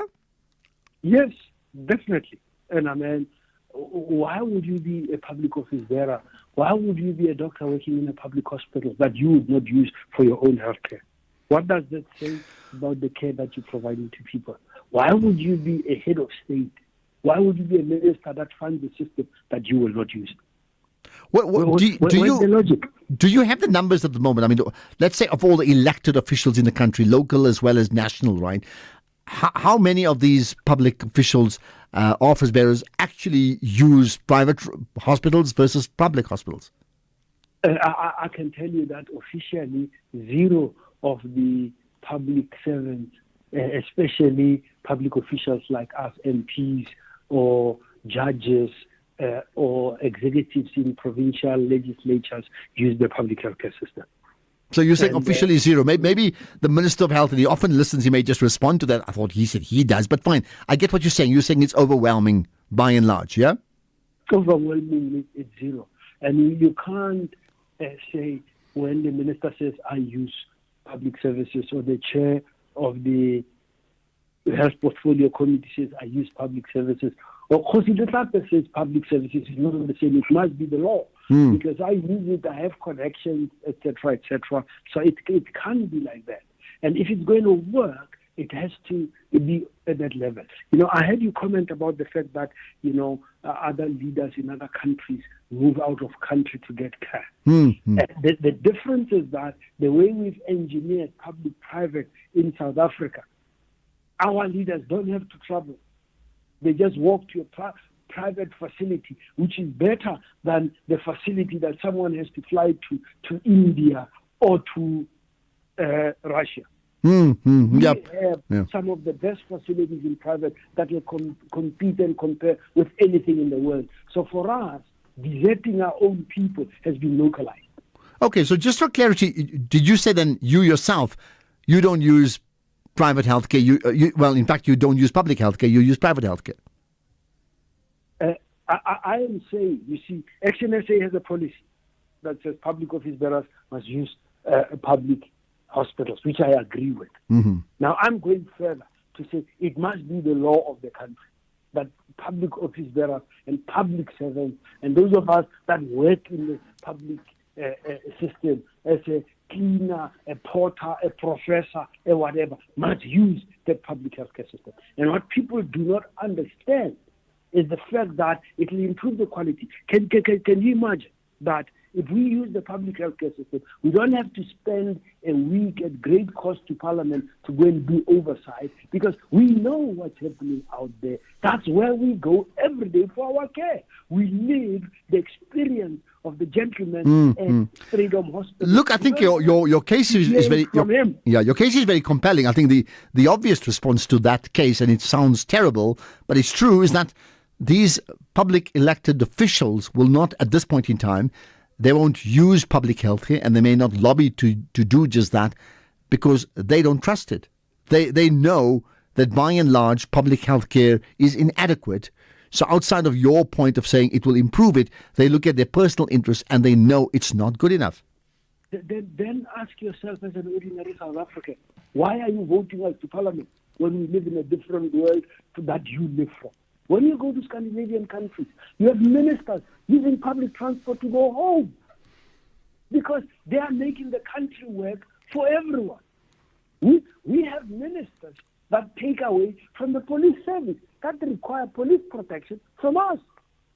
And they have no intent of making society safe, because they can be safe at the taxpayer's expense. It can be. And remember, at this stage, I'm not saying they can't have medical aid. I'm saying even that medical aid, people should have an option to belong or not to belong. So where are you as Action SA in that process? Converting a standard, a party policy into actual. Okay, I have submitted a members' bill on PAMED, that the medical aid should be voluntary. People should choose a medical aid of their choice or choose not to have a medical aid. And the extension would be that even the general public, you'll be amazed how many people who are healthy will say, the medical aid is taking up a lot of my money. They should have a choice whether they want to belong to a medical aid or not. Because sadly, when you're still healthy and working, you're on medical aid. When you're pensioned and you need it, you can't afford it. So where has your money gone to? It's gone to make administrators rich. It has not gone to build a resilient healthcare system for all that you can depend on in your senior years. It's taken your money when you're young, healthy as an ox. Okay, so just the last thing then, to make the change, to move from voluntary participation in terms of public or private healthcare versus compulsory usage of public healthcare, what is the Action SA plan then to be able to convince the decision makers to buy in and make it an act of law? I know that people, we are into politics of the stomach, if I could use it figuratively. So they think about their own health care. They don't think about leading and the health care of their constituency. I mean, if you listen today, we had a representative from the DA who was talking about, would you take your mother to that hospital? Would you take your brother? Would you take your sister? But what he deliberately forgot to say was, would you go yourself? Yeah. So we've created this two countries in one. And everybody thinks it's a no. I'm saying that's apartheid, and that we should disband. And people have to understand that if you don't have solidarity between the haves and the have-nots, and you have the complication of things like the Freedom Charter that talks about all who live in it. You have a constitution that talks about everyone. Things become unaffordable. And those that have no skin in the game, because we've created our own lager of private schools and private health and All right. private Here's estate with high walls. Okay, here's a question for you. Maybe here's a question I want to just play from a listener, and perhaps you can respond to this. Afternoon, Ashraf, and afternoon to your guest. I would like clarity with something with your guest, if you may. Can you please ask the guest that does he think that the NHI can solve the problem of having people opting for private healthcare over public healthcare, even if it's not necessarily those that are in government, just general people who can afford the private healthcare? Is it an issue of not having, or is NHI a solution? Tumelo from Kimberley. Thanks for that, Tumelo. Right, go for it, Dr. Letlape. NHI as proposed is not a solution. Because if NHI was a potential solution, you'd begin to fix the medical aids as they are right now. Creating one that is national without addressing the underlying problems is fictitious. So what we should, in my opinion, should have been done was first to nationalize the medical aid, to make a national medical aid, so that you streamline benefits, you ensure that you have proper administration and guarantee to care to members as it was as a medical aid. Okay, interesting. You Nationalize. also then ensure that you're not creating a nominations committee and a politically appointed board for a fund. And remember, why are you creating NHI if you are not saying I'm collapsing PARMED, and PARMED is the model of what the national health is going to be? You're still keeping your medical aid and you're creating an NHI. What is being proposed is a low-cost medical scheme, while the current medical schemes for the privileged are still coexisting. Well, interesting point. You're saying effectively they should have nationalized, or we should have nationalized the medical aid schemes. That would be the ultimate NHI. Well, I tell you what, Dr. Kgosi Letlape, I appreciate your time and putting this on the agenda. And as I suggested earlier on, the Minister of Health, Dr. Aaron Motsoaledi, always listens to the show. I know that. And actually he's willing to come up and respond. And we'll talk to him in about 10 minutes' time and get his thoughts on making it compulsory for public servants, public office bearers, to use public hospitals, not private.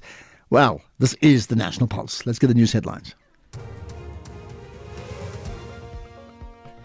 Thank you, Ashraf. On the news headlines, the DA will lay criminal charges against Police Minister Senzo Mchunu at the Cape Town Central Police Station tomorrow.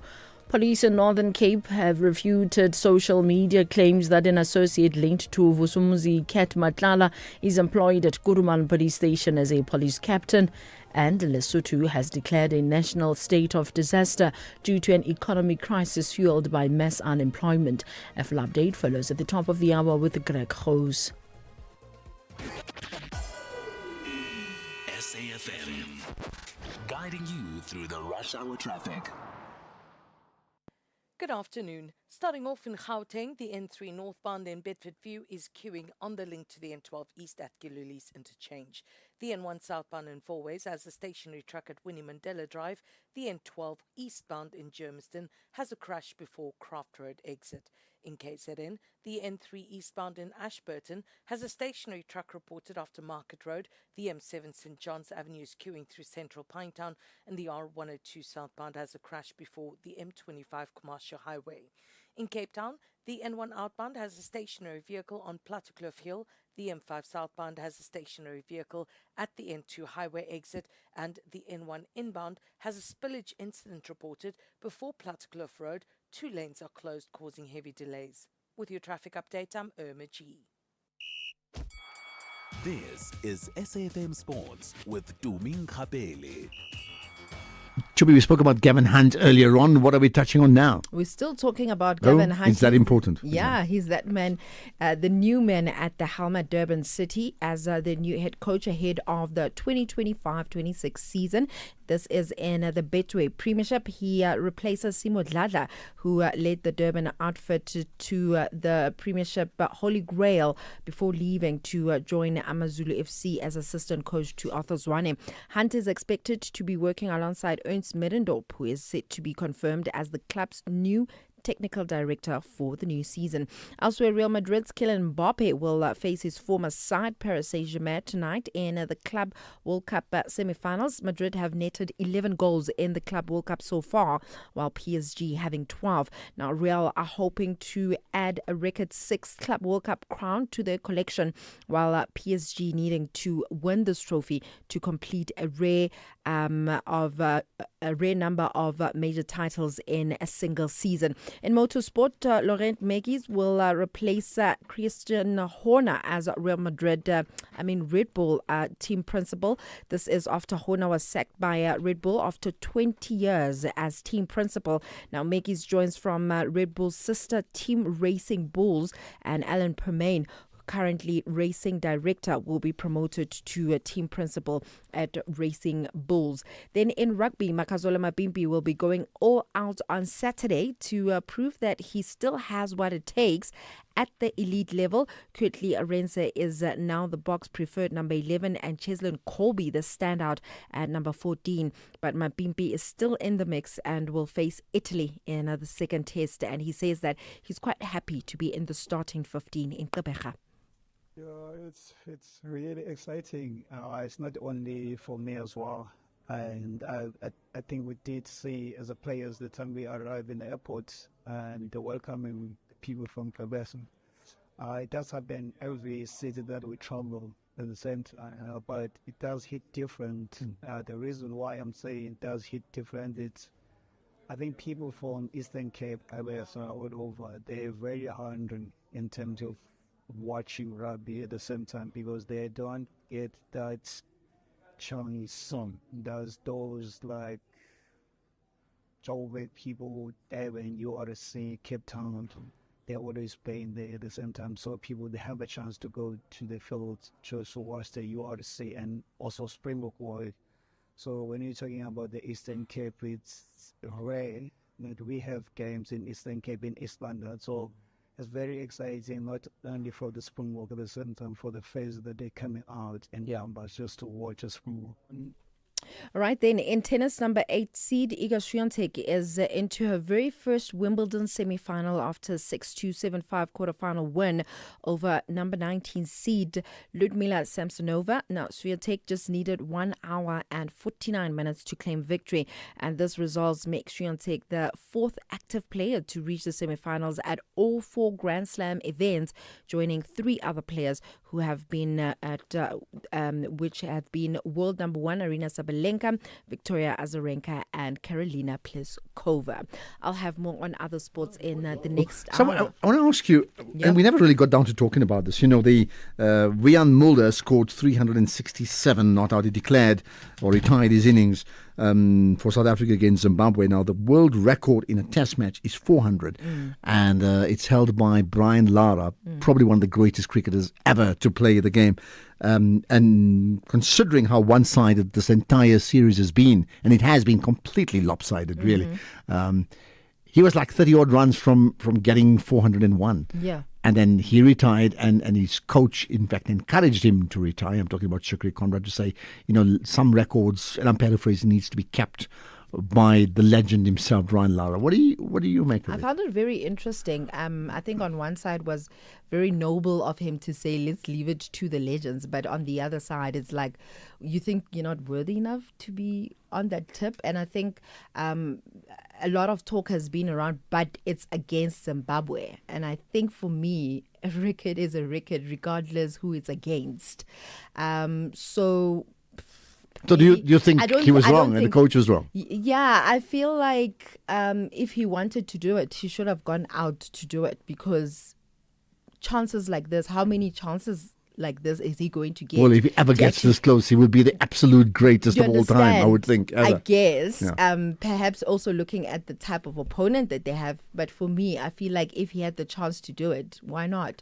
But if he says, listen, I just felt like it's not about records. We got this number of runs. Very noble of him.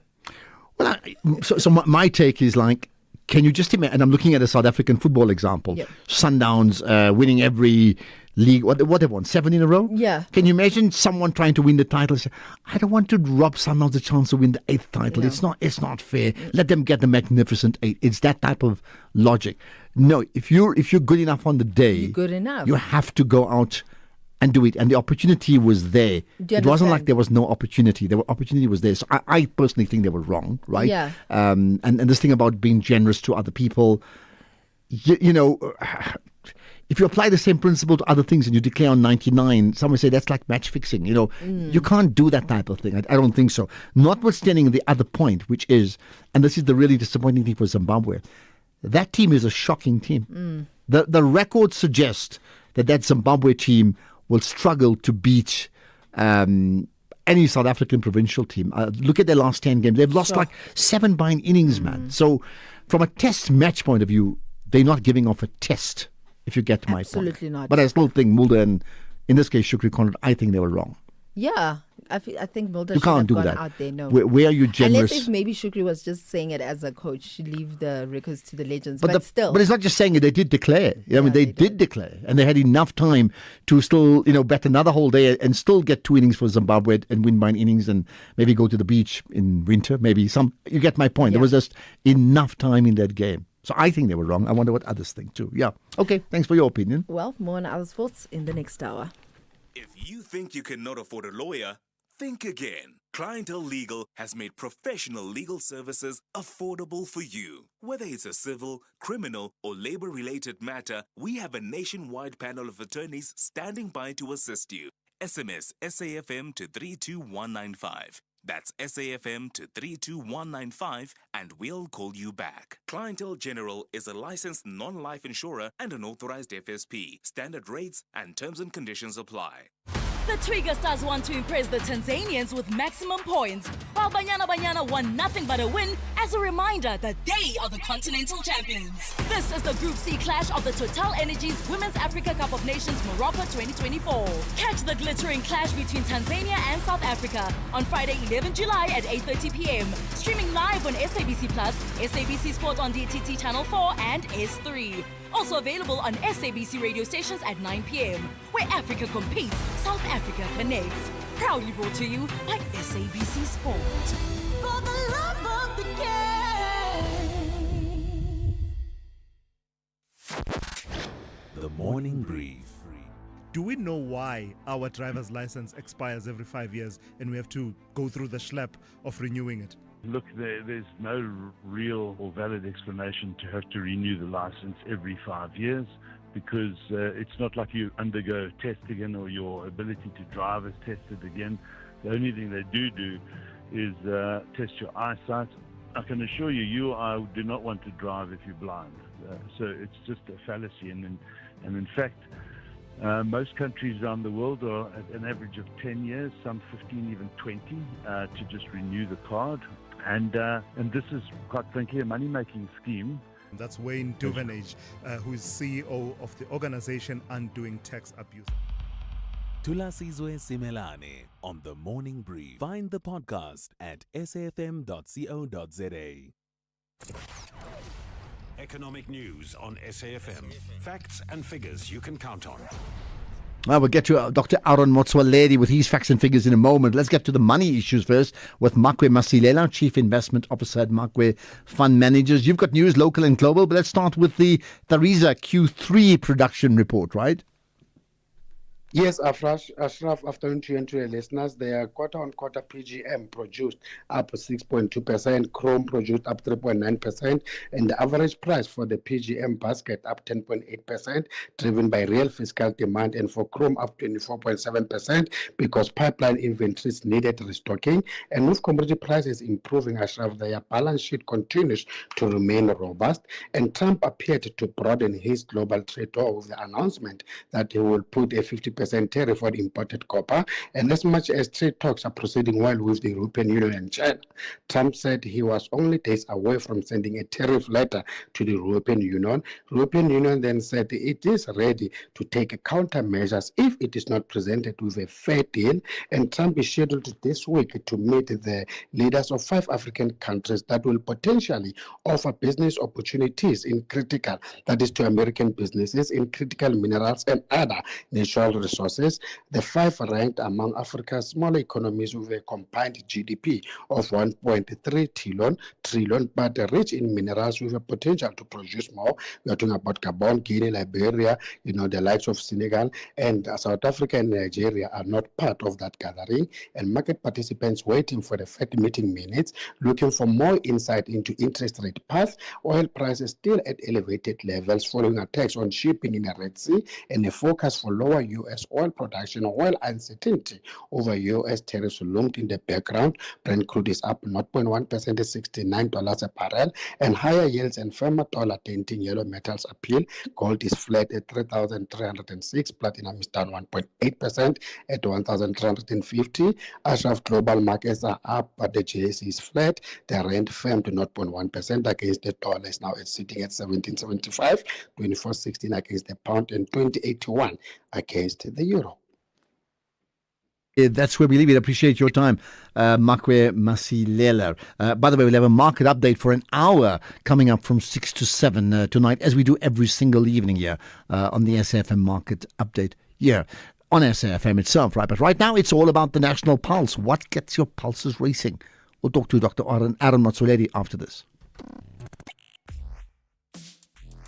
Let's have the conversation.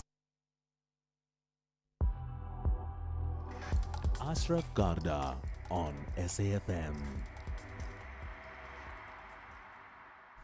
Right, let's get a response. We had a chat with the Action SA MP, Dr. Kgosi Letlape, earlier on, who made the point that one, Action SA are in support of pushing for a position, whereas at this point in time, their members, as a policy, do not use private hospitals, they use public hospitals. They're pushing for a position that it must be national, across the board for all elected officials, and they're making the point at this point in time that as far as he goes, none of the elected officials are using public hospitals. So let's get the thoughts of the Minister of Health, Dr. Aaron Motsoaledi. Good to connect with you as always, Dr. Motsoaledi, and the Minister too at the same time. And thanks for listening in to the National Pulse too. Good afternoon, Ashraf. Yes, I was listening. Well, I did say you'll be listening. You see, I know my audience. I did say you will be listening. I know that. You actually said I must be listening and coming to respond. I heard you when you were saying that. Yes. So I definitely was listening to the interview with Dr. Letlape. Well, good. Okay, what is your take on what was said? I support him wholeheartedly, Ashraf. I support Dr. Letlape wholeheartedly. And very funny today, I said I'm agreeing with him. We usually argue in the portfolio committee. I said I'm agreeing with him. I also agreed with another member who I don't usually agree with, a member of DA in the portfolio committee, Honorable Clark, who said there can never be a growing economy if we don't have a strong public health care system. So both of them are correct. Mm-hmm. We might be differing with motives. Let me tell you why I wholeheartedly agree with Dr. Letlape. He said because if all public officials use public hospitals, they will be able to improve them. Let me tell you the first nearest benefit, what will happen. All public, or let me put it this way, everybody who gets their salary from the fiscals, that means from the public service, they are entitled to subsidies on their medical aid to use private hospitals. And that subsidy is 70 billion rand, starting with the president members of parliament to the lowest public servant who is able to afford the medical aid. They are all subsidized for 70 billion. If then there's a policy that they must all use public hospitals, that 70 billion will immediately accrue to the public hospitals and will be able to improve them. If I can tell you what I can do with 70 billion rand, you'll understand exactly why I'm agreeing wholeheartedly. Well, I agree. We've had chats about doctors being employed. You can do so much. So I think that is a particularly strong point. You got more to say, right? Yeah. In addition, anybody who's on a medical aid, regardless of who's their employer, they get tax rebates. The tax rebates are at the rate of 374 rand for the principal member of the medical scheme. Then for the first dependent, 374 rand, and for the other dependents, I think it's 600 and something. But when you count it for the whole country, it is 33 billion rand. That leaves us to go and subsidize private healthcare. So you have got a total of 103 billion rand subsidizing private healthcare, and in it is public officials. Now, okay. Yeah. Dr. Letlado also mentioned PAMET, and he's against it. Ashraf, when I was in health for the first time, you are aware it's my second stint in health. Yeah. I actually went to Parliament to complain about this. They sent me to the trustees of PAMET, among whom there's a judge, because PAMET is a very funny medical scheme, and it should not exist. Ashraf, I'll tell you, if I had time, I'll tell you how it came about, and it's no longer necessary for it to come about. There was a good reason why it was established earlier on, but now it doesn't make sense. PAMET is a medical scheme for only two groups of people, members of parliament and the provincial legislatures and judges only. Why have you seen a medical scheme that covers only two groups of people? So for that reason, their membership is less than 5,000. And medical aid or insurance is about numbers. And I was going to say, because there is gems, why should judges and members of parliament, starting with the president, why should and the chief justice, why should we belong to a different medical aids altogether when we are in the public sector? That includes even Polmed for police. And all right, we need so many medical schemes. Yeah, even for public servants, that it doesn't make sense. Okay, we need to have a longer conversation about it, Minister. Absolutely, we need to. But here's the last thing, very, very quickly. Why do you think then that the elected public officials like yourself and others, and all of them, are not using public hospitals? Well, I heard him challenging that. Ashraf, I've been using them. I remember you said so. Yes. I had two major operations from Steve Biko Academic Hospital. And when I was there, I remember people who don't know phoning in and saying, I'm hiding in a public hospital, but the doctors I'm using are private doctors. It took the dean of Pretoria Medical School, the then dean, Professor Eric Book. He had to issue a statement. And so everything the minister is using, including the doctors, are public officials. There's nothing private about it. They had to issue that statement. 2 weeks ago, I was at St. John's Hospital in Chris Hani Baragwanath Hospital. I want to do an eye operation there. And they've already started me with medication in the next 2 weeks or so. I'm going there to Chris Hani Baragwanath Hospital. I always do that. Okay, but just a quick answer. And I'm not the only one. It's just that you don't know. The late at Namulewa also did that. She used to go to Steve Biko. Yes, when she was sick there, she kept on writing me notes to take her to Steve Biko. I know another former minister who was the former premier of Northern Cape. She had a major operation in a public hospital. I can go on and on. Former premier of Limpopo, who's a deputy minister of but I mean, can you agree with this, Minister, that although you've given me some names, right? I mean, they probably don't represent more than 5% or 10% of all elected officials in the country. So my question to you, and this is the last thing, right? Why do you think the 90% plus are not using public hospitals? Yes, that's exactly the main question. It's because they are heavily subsidized, and that subsidy is making public hospitals suffer. With what? With standards with staffing, with medication, with infrastructure. How can it not suffer, Ashraf, when 70 billion rand, which is supposed to go there to improve them, is going to subsidize people to go private? It will. That's why they don't go there, because they know that the conditions are not good. But what they cannot relate to is the fact that the conditions are not good because of their money, of their subsidy. Good point. You may remember that, yes, when I was attacked in Parliament for defending NHI in court, they said I'm wasting money, it's a lot of money. I said, no, the money that is wasted is for the state to take 70 billion rand to subsidize people who are already well off. All of us who are members of Parliament and the judges, we are so much well off that we don't need anybody to subsidize us for so much money. 70 billion is too much. Well, I tell you what, we don't hear that too often where a public servant says, we are so well off. But you're certainly saying so, Minister Aaron Motsoaledi. Appreciate your time. I tell you what, we need to have a longer conversation and a debate about this in terms of what needs to change from where we are to where we need to go. I will really want that type of a debate because it's unfair. It's grossly unfair. Okay. Point made. Dr. Motsoaledi, thank you for your time. And I know you're at the airport. Safe flight in terms of wherever you may be going. This is the National Pulse, isn't it? If you think you cannot afford a lawyer, think again. Clientele Legal has made professional legal services affordable for you. Whether it's a civil, criminal, or labor-related matter, we have a nationwide panel of attorneys standing by to assist you. SMS SAFM to 32195. That's SAFM to 32195 and we'll call you back. Clientele General is a licensed non-life insurer and an authorized FSP. Standard rates and terms and conditions apply. 30 years ago, a moment united a nation. From Ellis Park to every township and village, we stood together. One people, one dream, one victory. Now, the vibration rises again. From the heart of Mzansi to every corner of the country. The four-time world champions, the mighty Springboks, take on the Azuri in a clash where history meets destiny. This is more than a match. It's a country moment, only on SABC. Celebrate the 30th anniversary of our 1995 Rugby World Cup victory.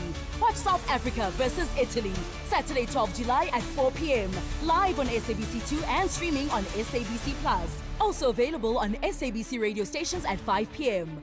Download the SABC Plus app now. Switch, stream, no subscription. SABC Sport. For the love of the game. James, congrats on the babies. Yeah, thanks. It's a wild ride. You're a new dad, 2 babies, 0 sleep, and 1 car that apparently couldn't cope. Yeah, the hatchback was my baby, but it just didn't have enough space for my 2 new babies. And are you happy with the price when you sold to WeBuy Cars? Very. We've even got some extra cash to splurge on one of those fancy prams that you basically need a license for. Good luck, James. WeBuy Cars. Geared for family, geared for you. X at SAFM Radio and at Ashraf Garda. All right, I tell you what, reaction, lots of reaction. What about your reaction? I'm trying to think about like how many things have moved in one day. And now we've got the Minister of Health, Aaron Motsoaledi, not for the first time saying we earn far too much money. Why are we effectively subsidizing public health or healthcare in the country, and in doing so, we're doing it at the expense of investing in public healthcare. In essence, that's what he's saying. But there's many other things we're going to talk about. Here's one. Good evening or afternoon, Ashraf. This is Siyabonga Mzimeli at Newcastle. I believe I assumed if Mr. Mkwanazi's allegation is true against that ministers and deputy or high profile in the rank of police, he's in trouble. He's swimming in the pool of sharks and crocodiles. Okay, there we are, swimming in the pool of sharks and crocodiles. Now, what about the earlier conversation about health we had? Hi, Ashraf, and lovely South Africans and your team as well. It's Eddie from Undalsres. No, I agree with Nadele Tape. I think even the Motsoaledi has been advocating for it. it will be better that we really have time to look at the public entities.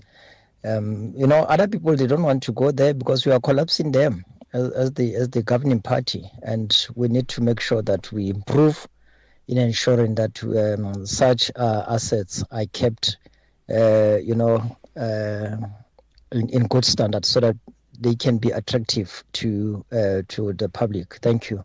Well, there you are. Okay, point well made. And, the only person making the point is, the minister came on and made his point too. Here's another. Hi, Ashraf. I think our public sector is world-class when it comes to our healthcare facilities. Government, it's also excellent, but the conditions that they work under, that's the problem. There's too many patients and too little staff. Because the same doctors that are working in the government sector also do private work. And the work that they do is out of this world. I think we're second best to no one with the skills that we have in this country. So if we get public partnership, I think this healthcare system will work. But you see, if you listen to what the minister then said, he said, forget even public-private partnerships, that these elected officials are subsidized to the tune of 70 billion rand. Just remove that and put all that money into hospitals, and there you are. You've got world-class public hospitals. Good afternoon, Ashraf. Skito here in Pizamareswek. Ashraf, we noticed the recommendation or suggestion or proposal by your guest regarding the public official to utilize the public institutions. I don't think it's fair because as much as people are public servants, but they have a right to choose where to, seek services. For instance, it's like saying as a public servant, you can't have a private security in your yard, alarm and all that. You have to rely on SAPS. So for me, I feel it's really not going to work. Thank you, Skito. Well, I hear what you're saying. Maybe it may not stand constitutionally, but so maybe it may change to a recommendation. But do we get the essence of what's being said? Afternoon, Ashraf. It's Hamilton here. As far as the public bearers not using public hospitals, I would say there should be a law in South Africa that governs that, which states that from a specific level, a public bearer is barred from having a medical aid scheme. All of them should be using or must be using the government hospital for treatment. Okay, that's another person saying that. There's so many other comments on that. But let me just tell you as well, we'll be chatting to Ian Cameron regarding, the developing stories around Lieutenant General Nhlanhla Mkhwanazi and the National Assembly Speaker, Toko Didiza, and whether there should be a parliamentary debate on this big issue. While it is the National Pulse, they effectively also should be having their own National Pulse debate, don't you think? Here's the news. It's 5 o'clock. Here's Greg Hoos.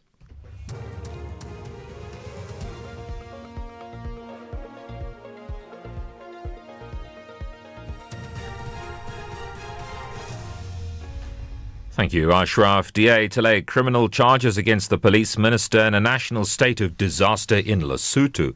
Good day to you. The DA will tomorrow lay criminal charges against the police minister Senzo Mchunu at the Cape Town Central Police Station.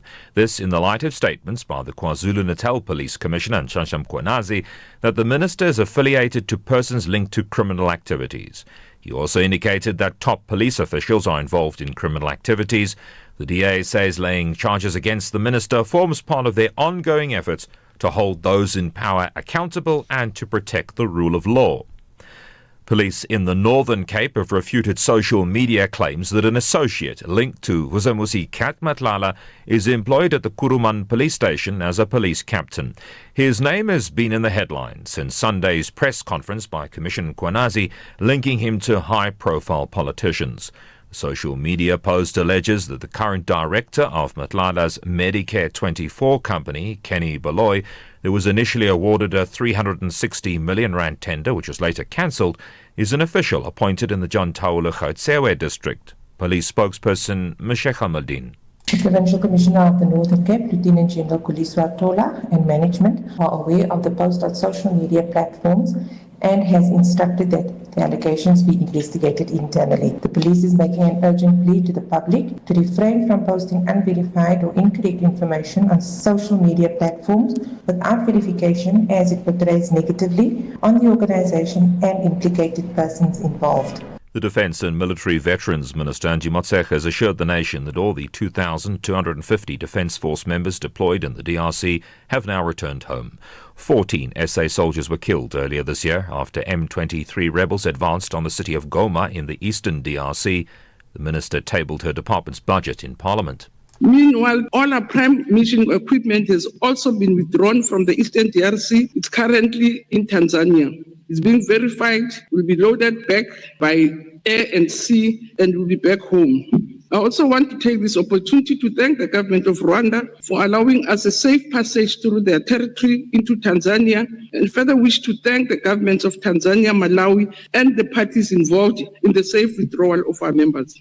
The Director of Communications for the Eastern Cape Health Department, Sianda Manana, says he got the confirmation from the Council for Quality Assurance in General and Further Education and Training, or UMALUSI, that his Deputy Director, Sisu Kupelo, does not have a legitimate matric certificate.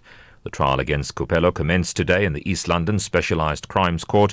He's accused of forging his matric certificate when he applied for his current job at the department in 2002 and is currently out on bail. Manana elaborates. I handed the letter to the Department of Education. They sent it through to Malusi for verification. It came back and it said that the certificate did not belong to the accused. It was not a certificate which was genuine. It belonged to a Mr. Tengakyanki. I then asked, where is Mr. Kupelo's certificate? They then gave me a statement of symbols of his standard 10. The statement, it's Xhosa first language, E, English second language, E, biology, H, history, D. The other two subjects are not listed. Lesotho's declared a national state of disaster due to an economic crisis fueled by mass unemployment. Government ministries have been ordered to allocate 2% of their budgets to job creation programs. The Prime Minister, Sam Matekane, says youth unemployment has been made worse by cuts to foreign aid and US tariffs. The top story at 5 o'clock. The DA will tomorrow lay criminal charges against the police minister at the Cape Town Central Police Station. This in light of statements by the KZN Police Commissioner that the minister is affiliated to persons linked to criminal activities. I'll be back with headlines at 5:30 p.m. For SAFM News, I'm Greg Gous. In sports this hour, at the business of sport, we zoom into Royal AM's ruling by the Pretoria High Court. More details at 5:30. SAFM, guiding you through the rush hour traffic. Good afternoon. Starting off in Gauteng, the M1 southbound in Parktown, slow moving towards Houghton Drive. Winnie Mandela Drive in Four Ways is queuing at Leslie Avenue, and the N1 northbound in Midrand queuing towards Samrand Road. In KZN, the N3 westbound, a stationary truck at Key Ridge. The R102 southbound has a crash just before the M25 Commercial Highway, and the M4 northbound has roadworks reported with traffic restrictions near the M7 highway. In Cape Town, the N2 outbound slow moving towards Bunga Avenue, the N1 outbound is slow moving towards Kuburg Interchange, and the N2 outbound in Somerset West has a stationary vehicle reported at Hazelden Drive. With your traffic update, I'm Irma G. SAFM 104 to 107 nationwide, leading the conversation. Join us for this year's fundraiser, Jazz for Young People concert at the National School of the Arts on the 26th of July. This unique event, perfect for families, is a powerful celebration of youth, creativity, and community spirit. So bring the whole family to enjoy a wonderful day of world-class jazz curated by Zoe Mudicha, featuring the Parktown Girls Band, Tshwane School of Music, The Real DJ Zandi, Kutlotaro Jazz Band, and many others. Tickets are just 80 Rand and 50 Rand for kids under 12 via Quicket. Jazz for Young People is proudly brought to you by Standard Bank Joy of Jazz. 30 years ago, a moment united a nation. From Ellis Park to every township and village, we stood together. One people, one dream, one victory. Now, the vibration rises again. From the heart of Mzansi to every corner of the country. The 4-time world champions, the mighty Springboks, take on the Azuri in a clash where history meets destiny. This is more than a match. It's a country moment, only on SABC. Celebrate the 30th anniversary of our 1995 Rugby World Cup victory. Watch South Africa versus Italy, Saturday 12 July at 4 p.m. Live on SABC2 and streaming on SABC+. Also available on SABC radio stations at 5 p.m. Download the SABC Plus app now. Switch, stream, no subscription. SABC Sport. For the love of the game.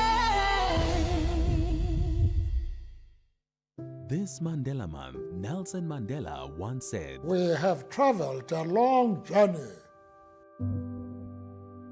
We have fought for peace and reconciliation, for social justice, for all men, women, and children. SAFM, leading the conversations that move us.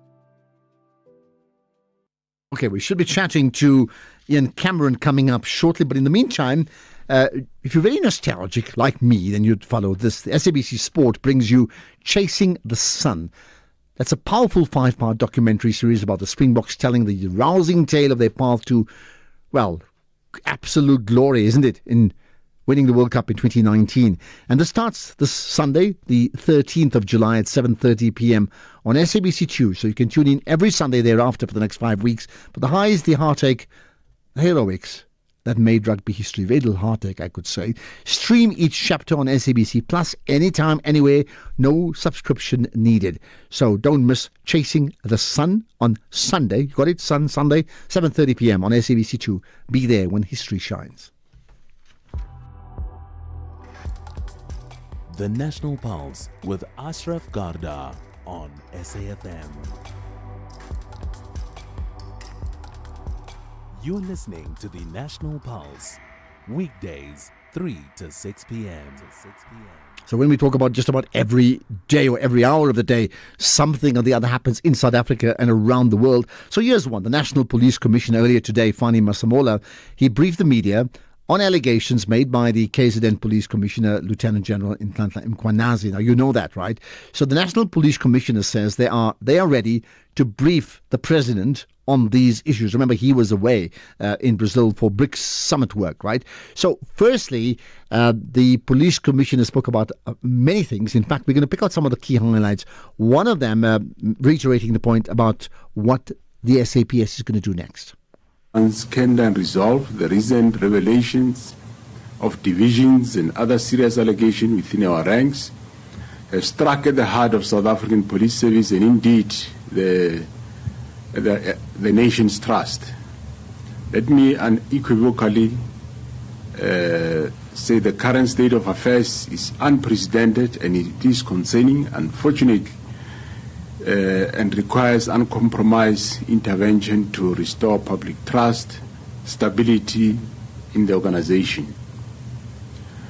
We as SAPS, we acknowledge fully the commitment made by His Excellency, the President of the Republic of South Africa, President Cyril Ramaphosa, who said he will attend to this matter as soon as he arrives into the country. Members of the media, we are ready to brief the President, and as such, the National Commissioner could not have done anything now. We await that we will engage the President as when he called us. But I must also reiterate that as South African Police Service, we do our work in terms of Section 205(3) of the Constitution, which dictates the objects of the police, which the first one is to prevent, combat, and investigate crime, to maintain public order, to secure the inhabitants of the Republic and their property, and also to uphold and enforce the law. Section 207(2) further says that the National Commissioner shall manage and control the police service in accordance with the national policing policy and the direction of the cabinet member responsible for policing, referring, in this case, my reference refers to the Minister of Police. This means that as the National Commissioner runs the day-to-day management operations of the police, he will adhere to the national policing policy and directives of the Minister of Police. And my understanding of that indicates that the directions will be consistent with Section 205(3) of the Constitution, which I just referred to earlier. Okay, and there's certainly more, right, coming from the National Police Commissioner. He then commented on this very important issue, the dockets Lieutenant General Mkhwanazi referred to on that, that momentous Sunday gathering. The first one is from Newsroom Africa. Can the Commissioner give us clarity on the nature of the investigation that the KZN Commissioner, Lieutenant General Mkhwanazi, says was started into the Police Minister? What is the scope of this investigation? Well, look, one does not venture into criminal investigations. The Provincial Commissioner did indicate what he's investigating, but one cannot venture into a criminal investigation, and the province have got the authority to investigate criminal cases. Okay, and then the next question, General, it comes from Siavuya. Quick one, the dockets Lieutenant General Mkhwanazi referred to that were allegedly taken away to SAP's headquarters.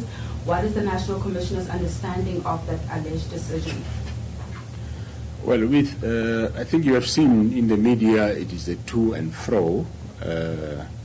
We rather leave that space to allow that we, as the President said, he will intervene, let him intervene, and those will be matters that are subject to investigation. It will not assist the nation that General Mkhwanazi says something, General Sibiya says something, and I say something. And so I think the space has been met enough.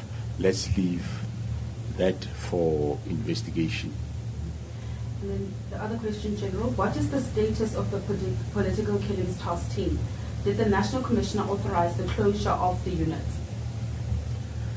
Well, I'm sure you have not seen any letter that I have signed to close the unit. I have not signed it, and I don't think anybody have ever seen a letter where I've signed off the closure of the unit.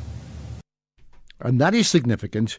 I have not signed off, says the National Police Commissioner. So if not you, then who? And if it's somebody else, then what powers do they have to do just that? Now, to conclude on this issue, the Fani Masemola, the National Police Commissioner, then referred to an important issue when General Nhlanhla Mkhwanazi spoke out on Sunday, the big issue, and there's been historical evidence for that, is like, oh my goodness, you're a sitting target. So he spoke about the issue of security. Lastly, General, will the KZN Commissioner be protected and not be persecuted for his explosive investigation? Well, in terms of physical protection, you know that, as I said, he's been getting threats to his life in that province. We have beefed up his security, but he won't be persecuted. From my side, surely there will be no persecution of any member of South African Police Service, not only him, but anyone. And then what was the justification for the closure of the political killings task team? Look, as I said, I don't want to dwell more in that regard. I don't know. I don't know the reasons, but I'm sure you heard Mkhwanazi said after Ket Matlala was arrested, it became clear as to what the reasons were. So I don't want to get deeper into that. Okay. And General, on today's firearms destruction from Colin Gambi, the firearms allegedly used to commit political killings and other high-profile crimes, will they be part of the destruction? No. They won't be. Remember, there are still cases pending. So those firearms are still going to be preserved as evidence. So the society shouldn't think that I'm here to destroy those firearms. The cases are still pending, and those firearms has been linked to more than cases in any way, of quite a number of even artists killed in this country. So they are not about to be destroyed. They will be kept until those cases are finalized. General, and then lastly, to your knowledge, are there any members of the executive, including the police minister, who are being investigated for political interference in the work of the task team? I'm not interested in answering that one. Okay, you heard that last one, and I'm sure you have your own thoughts about that last comment. We should be chatting, and I did say so just now, to Ian Cameron regarding the portfolio committee on safety and security. Just can't connect with him at the moment. Hopefully we'll get to speak to him as soon as we possibly can. But there's also some developments in Lesotho, really important developments in a country that is completely surrounded by South Africa. So it has an implication. We'll talk about that next. If you think you cannot afford a lawyer, think again. Clientele Legal has made professional legal services affordable for you. Whether it's a civil, criminal, or labor-related matter, we have a nationwide panel of attorneys standing by to assist you. SMS SAFM to 32195. That's SAFM to 32195 and we'll call you back. Clientele General is a licensed non-life insurer and an authorized FSP. Standard rates and terms and conditions apply. Botswana is in high spirits to stop the West Africans. However, the Super Falcons want to illustrate why they are 9-time African champions. This is the Total Energies Women's Africa Cup of Nations Morocco 2024. Catch the superb clash between Botswana and Nigeria this Thursday, 10 July at 8:30 p.m. Streaming live on SABC Plus and S3. Where Africa competes, South Africa connects. Proudly brought to you by SABC Sport. For the love of the game. Kathy Motlatlana on SAFM. If you're ready to talk, I'm here to listen and nothing is off the agenda. Join me on The Talking Point every day from 9 a.m. to 12 noon. Only on SAFM.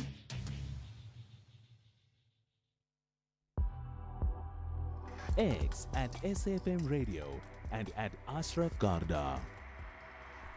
Right, of course we're going to take more calls just now, more calls, more comments, more tweets, all the things that you want to get off your chest as I am indeed connected here to the National Pulse every single day here on SAFM. Right, so let's do this. Let's talk about Lesotho. And there's a significant development, whereas South Africa has been, I suppose, in uproar around the 30% tariff increase from the USA and the implications thereof. There's also news now that it has a direct impact on Lesotho because the government of Lesotho has declared a national state of disaster. This in response to soaring youth unemployment in that country. Now, the state of disaster will remain in place until the 30th of June of 2027. So does that take it? That's 2 years, right? Joining us now from the Mountain Kingdom is Rapelang Khadebe, the SABC's correspondent based in Lesotho. Rapelang, appreciate you connecting with us on the National Pulse. Ashraf, thanks to you and your listeners also. Much appreciated. Right. So first things first, what sparked off this? I mean, I know the unemployment numbers. I've heard that. I've just introed it. But did anything in particular spark this off now? Yes, you're absolutely right. What happened is the youth were getting much more frustrated, and a group called themselves Bacha Shutdown had actually planned a massive protest in Lesotho to try and catch the attention of the Prime Minister to see the existing situation about employment. But I think in heading to that, the Prime Minister was able to counter that by holding what we call a youth parliament, kind of, called all the youth to say, come, I want to face you, let's talk to you. Let me hear your. You don't need to go and protest. Let me come to you. And indeed, I think out of that there were several commitments, but the significant one was this one of declaring a state of disaster. Now, what are the implications of the declaration of state of disaster? You're right. I got an opportunity this afternoon. We traveled with the Prime Minister to the rural deep mountains, and I was able, I think, to ask some of these questions. But significantly, he said this declaration gives him an opportunity to tap into either unspent funds. He can also talk to the individual ministries to commit at least 2% of their budgets to focus more on priorities of such like youth unemployment. And one of them is that they had already made a declaration that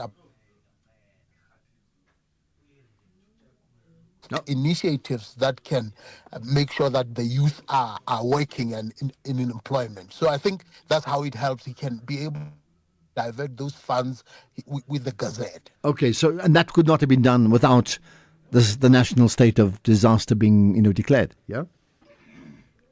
Yes, without that, it would have to go. It would be supported by the budget, but he's got some powers that he can do a directive, at least to focus the priority towards the unemployment as it is. How? Okay, so now he would have this 2% that you speak about. Did they explain then, and how will that be used? Because South Africa's got its own unemployment problems. It takes much more than just throwing money at it. No, you are right, because he actually said the whole of yesterday they spent the cabinet briefing dedicated purely to this, and he was getting presentations from all his ministers as to what initiatives will they be engaging into.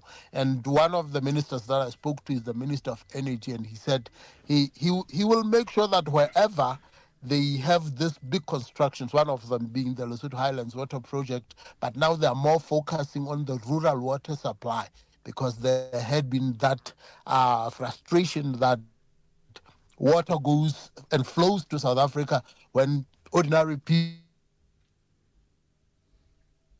get water from small outlets. And he said there must be another drive that pushes that the rural water supply actually is given some power. And he said he wants to make sure that at least 30% of smaller projects go dedicated towards the youth. And he actually said he's going to give an instruction that the Department of Trade ensures that the youth do not have to pay anything to register a business, such that it's part of the system. Those who have businesses should not be going through the red tape hurdles. So basically cutting out bureaucracy. What has been the response from the people of Lesotho up to now? Yeah, the promises were bold, because he had said he wants, as early as the 1st of August, to kickstart a project that will immediately at least deliver about 70,000 jobs. And he said he's committed that he can be taken to task that must happen at least before the end of this year. And the youth were rather skeptical about the numbers, 70,000. But now, if you look at what the initiatives like your Starlink coming into effect, that rural water supply, and the energy initiatives that are coming onto fore, he says slowly he thinks those numbers are achievable. So there's that optimism, I think, from the youth to say perhaps there is an attention and some commitments are being made. At least he can be held accountable. And he said he wants to spend at least 2 days of his week making sure that he visits the projects that have been committed into, instead of sitting in his office. What about, looking at the USA, let's take AGOA specifically, both South Africa and Lesotho have something in common in terms of more than likely, it appears like they would lose the benefit of AGOA, as many other countries. But there are differences in terms of those new tariff rates. How do they differ, and what happens next regarding Lesotho? You're absolutely right. While we have seen that South Africa has got its 30% love letter, Lesotho, I think the letter is still in the mail. There has not been indication, but we know the 10% has been standing. But so far, the hefty one, the hectic one, I think the letter is still in the mail. But what we can say is that there has been an immediate impact. If you look at the textile industry, it was badly hit. There are many orders that come mostly from America, United States of America, have been halted, which means if there are no orders, it's no work, no pay. So it has completely disrupted the normal flow, and businessmen not committing to making orders. That means you are talking hundreds, if not tens of thousands of Basotho, mostly women, that are affected because they have to stay at home if there are no orders that comes from the US. And just to confirm as we end up, what are the numbers, the unemployment numbers for Lesotho in total as a percentage, and what are the numbers for youth in particular? Yes, there is a latest figures that came out relatively.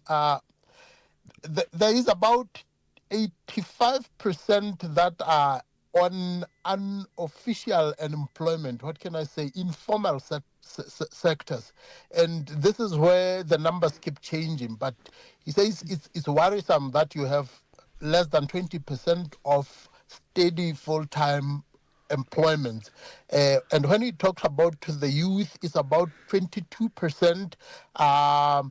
And it keeps shifting. The question is whether you can actually point to the sustainable jobs and what the real figures are. They said they need to have a comprehensive study that clearly shows who is doing what. While unofficial or informal employment is taking a lot of young people, but the statistics are not as clear, crystal. But Lesotho, I know, is still about 22% when you talk about youth unemployment. Okay, that's where we can leave it. South Africa will beg to differ with their unemployment numbers, which are far higher. Rapelang Khadebe, SABC's correspondent in Lesotho. Much appreciate your time there.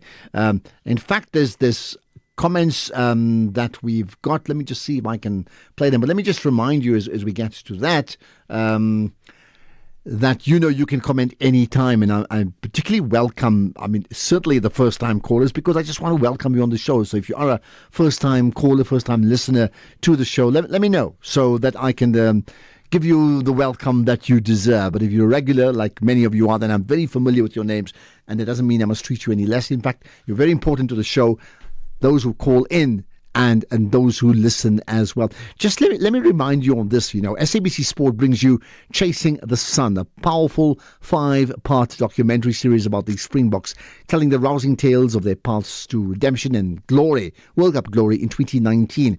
So this Sunday, the 13th of July at 7:30 p.m. on SABC2, you can tune in to watch, and for the next few Sundays thereafter, the highs, the heartache, and the heroics that made rugby history. Stream each chapter on SABC Plus anytime, anywhere. No subscription needed. Don't miss Chasing the Sun this Sunday at 7:30 p.m. on SABC2.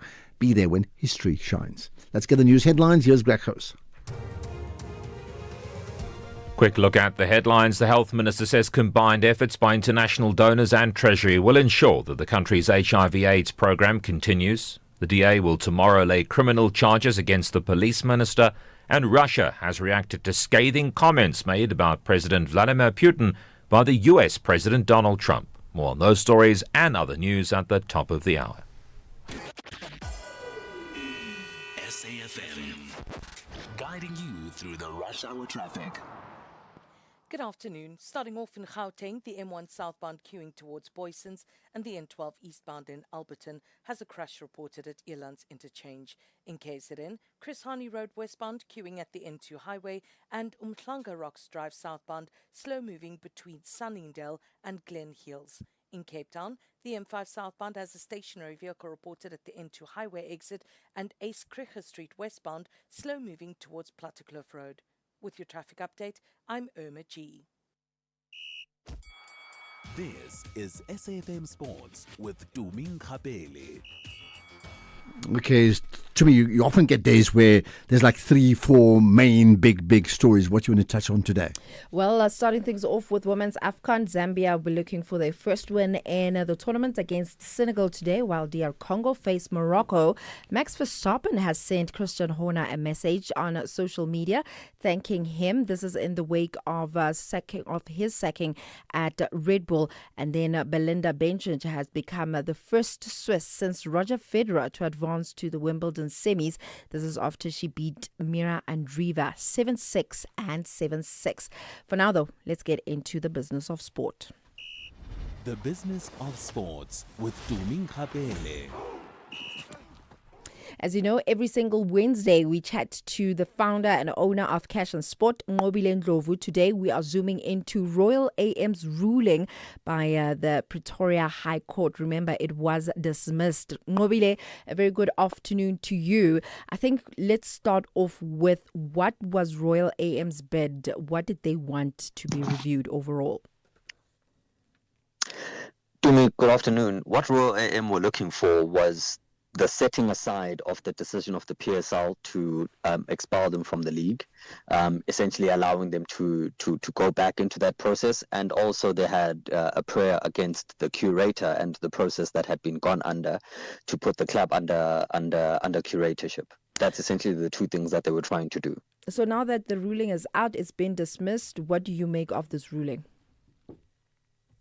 What I make of this ruling is from the judgment itself, the judge was very scathing around three things. The first, that Royal AM lied to the PSL, essentially, with regards to who the directors of the club were and that those were changed.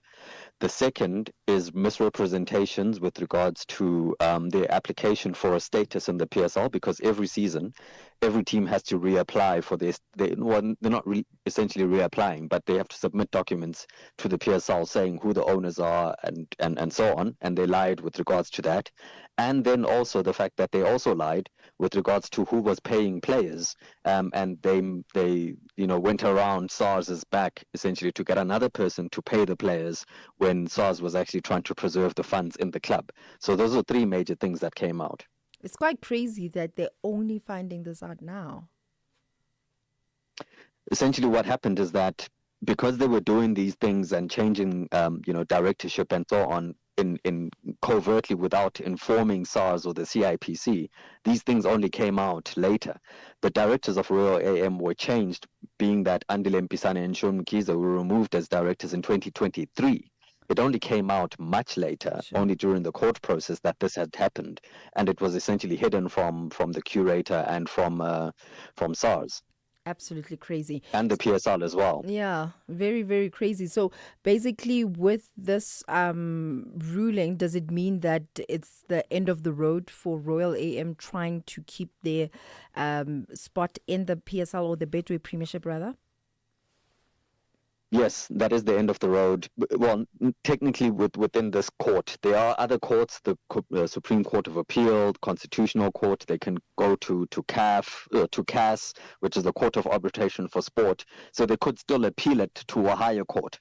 But as far as the PSL is concerned at the moment, it's over for now.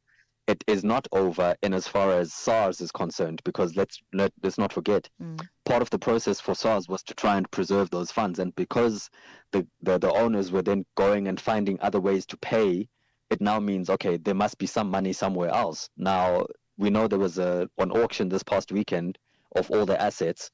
There must be some more money somewhere else if someone else was paying for these players, so that's not over in respect to that. Well, I guess we'll just have to wait and see how things pan out for Royal AM moving forward. But Nqobile, it's always great chatting to you.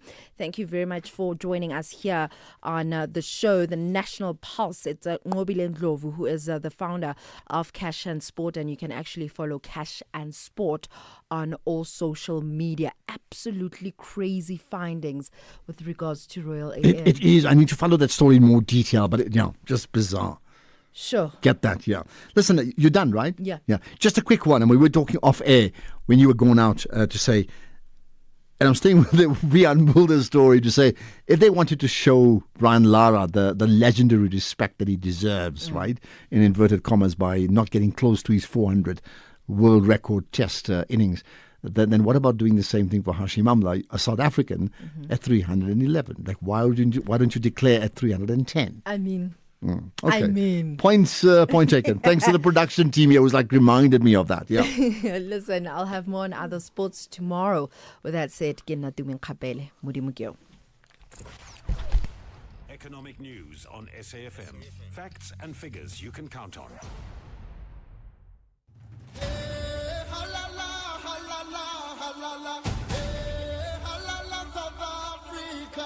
My name's Kaylin Swart, goalkeeper for Banyana. Between the 3 meals of the day, my favorite is breakfast. I always have eggs. Eggs is my superpower.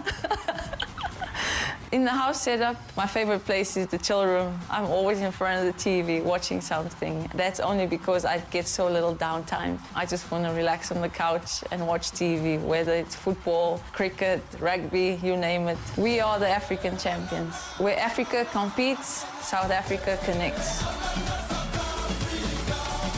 Proudly brought to you by SABC Sport.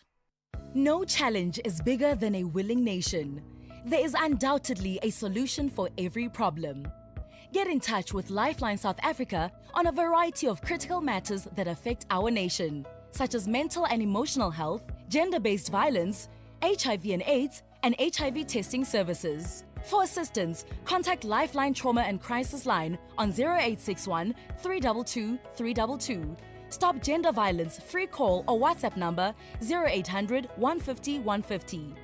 AIDS helpline toll-free number is 0800 012 322 or WhatsApp on 084 922 8808. Lifeline South Africa, mental and emotional health for all. This is an SABC-supported initiative.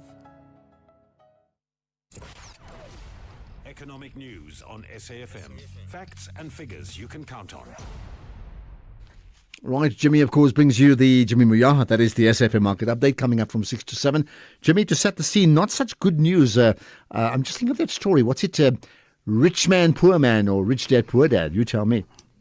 Good afternoon, Ashraf. Good afternoon to the listeners. Yes, that was actually an interesting book for those that haven't read that book.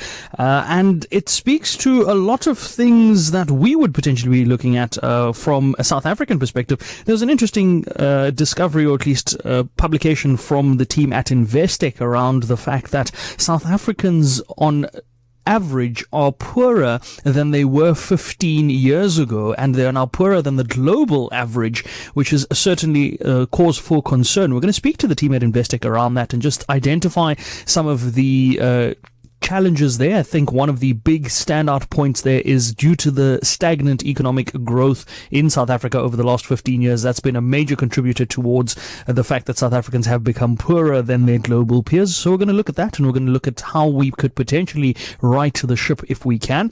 And then we've got a conversation with the team at Orange Cyber Defense around the fact that South Africa has earned one of the top spots as a target for cyber attacks. That's certainly something that we don't want to be proud of. We're going to look at that, and we're going to look at what areas are being targeted there and how to best protect ourselves, of course.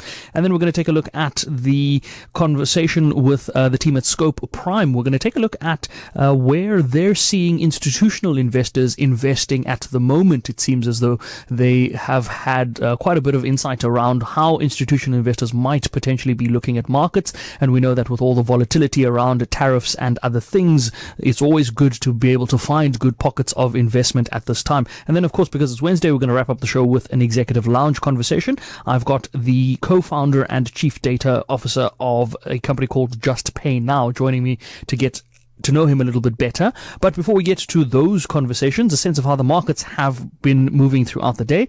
And I am pleased to report that absolutely nothing has happened. If we look at markets today versus yesterday, they are pretty much in line with where they were for the most part. The Hang Seng down about 1%, the biggest mover in Asian markets on that front. European markets, the biggest movers were the DAX and the CAC 40 up 1.3% in each case. The Nasdaq's up about 0.4% at the moment, with the S&P up about 0.1%.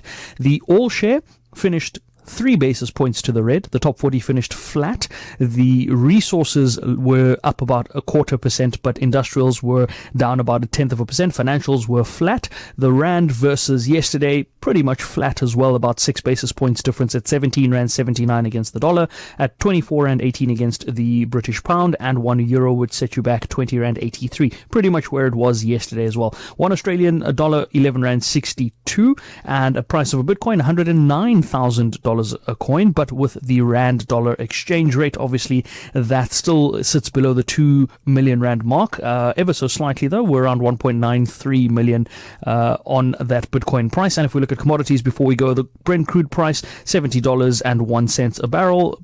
Platinum $1,374, and gold $3,307 a fine ounce. I've got David Shapiro of Sasfin Wealth on markets with me a little later on. I want to get a sense of his thoughts around President Trump's announcement that he'd be looking at a 50% tariff on copper in particular as a metals, or as a commodity rather. And we're going to take a look at the impact that would have on the copper pricing and the copper market and what we make of that. But of course, that conversation comes up after the 6 p.m. news. For now, Ashraf, back to you. Right, perfect. And you enjoy your show 6 to 7, and then from 7 to 8, it's 1 hour of sport with Michael Abramson. Do not miss any of that. Do not miss my chat with Ian Cameron coming up next. X at SAFM Radio and at Ashraf Garda.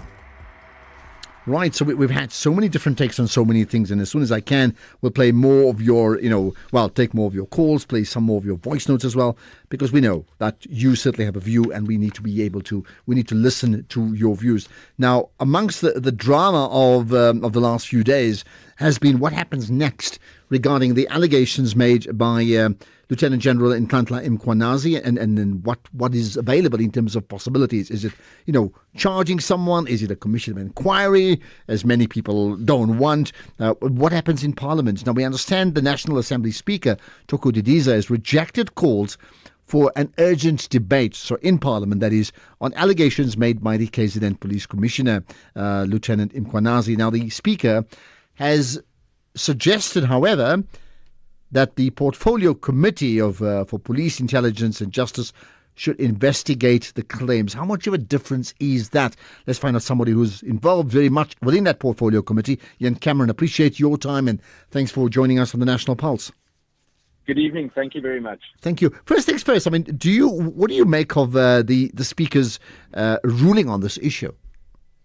No, so in terms of the urgent debate, I was one of the people that at the beginning thought we should have an urgent debate, but I completely understand the answer. If you think about it, if there is an urgent debate and you start debating or speaking out on things that could be sub judice, you don't have solid terms or frame of reference, it could cause a lot of damage to the matter. But in terms of the committees coming together and building on a way forward, I think it's very positive. It's within the mandate of Parliament, and we've previously seen quite a bit of movement and success after such parliamentary processes. Okay, so let's just take it a step further back, rather. So if the debate was allowed, what form would that debate have taken? Meaning, what would have happened next around the debate? Well, this is the thing. What would it really change? And I, to be honest, I don't know. I don't think it could necessarily immediately change something. It could cause for more emotional build-up. It could cause for, people choosing sides. There are many different things that go through my mind, but I'm not convinced that it would have resolved anything. So I think the process that's being suggested or potential processes actually have an opportunity of coming out with some kind of a constructive outcome, something that will actually change matters. Okay, let's then talk about that, something that is in your hands, right? So what happens next? What happens at portfolio level? Sure. So next week, Wednesday, the Portfolio Committee on Police and the Portfolio Committee on Justice will meet. We will then discuss what the different remedies are. There will also be ideas given or remedies proposed by legal services from Parliament. We will then discuss this as committees. Everyone will be able from those committees to give the relevant input, after which we will decide, and we then need to communicate that to the National Assembly in due time. Right. Now, how much of this is a parliamentary ethical issue versus an actual legal issue, as in, dockets being put out, someone actually being charged and action taken on that level? No, I think it can indicate both. I mean, it's you can legally summon people to literally come and speak or account. And there are different remedies in the parliamentary space, but I mean it's the same as you remember with the Marikana issue when Ria Piecha was the National Commissioner at that stage. A very similar process ensued after that, and yeah, I mean out of that quite a few other matters or things also happened, and that could include criminal charges and further investigation. What then, just finally, are your thoughts in terms of what has happened since Sunday, just in terms of the pronouncements and the reaction from different South Africans in terms of the impact of what was spoken that it has on the national psyche? Yeah, so I mean, I think it creates a massive amount of uncertainty, because if you see your senior structure of the police start literally crumbling the way that we have seen over the past month, never mind what just happened on Sunday, just in terms of crime intelligence, and now you add this to that, obviously it creates. But that being said as well, what really bothers me is the fragmented communication approach that we've seen from the police as well as the police minister. We've had General Mkonazi do one press conference, the Deputy National Commissioner, General Shadrack Sibiya, he started communicating back to the media on his own. Then we had the National Commissioner have a press conference today where he spoke to the media, and the minister has also been releasing statements. So there was no real consolidation, and it creates an image of a completely dysfunctional management structure. So it makes it worrying. I can completely understand why South Africans are so worked up about it. And obviously all of us feel the same. I mean, it leaves many of us so exposed. And I think the sooner we start working on this, the better. Well, I mean, here's the last thing then. If we say, and I'm quoting you, you're saying this dysfunctional management structure, right? How then do you navigate a dysfunctional management structure as a matter of urgency, because it continues to being dysfunctional right now, and still deal with some of the most pressing issues in the country on a daily basis, and then some things like this year, which has reached far beyond the daily basis. It has an impact on leadership of the SAPS and beyond. Well, spot on. And I mean, this shows you why many communities are so extremely vulnerable. The problem that we have with this that makes it so difficult is, now, if I call someone to account, how do I know who to? And this is what this, the next week or so is so important. Is that you literally, I mean, everyone's been somehow implicated and linked to someone. So it makes it very, very difficult to know who you can trust, who can you speak to, who do you report to. So it is the ultimate indicator for why crime is such a disaster in South Africa. And I can't emphasize enough that we should see this as an opportunity to really try and turn the ship for the first time in many, many years. Yeah. Okay, I just want to ask you one other thing in terms of lastly, things change all the time. There's an important issue about the minister's statement, which I want to pick your brain on right after this. WAFCON reigning champions Banyana Banyana believe they can deliver 3 points to the people of the South. Meanwhile, the West Africans Mali have a big task to wrap up their run in Group C with a win. This is the Total Energies Women's Africa Cup of Nations Morocco 2024. South Africa tackles Mali on Monday 14 July at 9 p.m. Streaming live on SABC Plus and S3. Also available on SABC radio stations. Where Africa competes, South Africa connects. Proudly brought to you by SABC Sport. For the love of the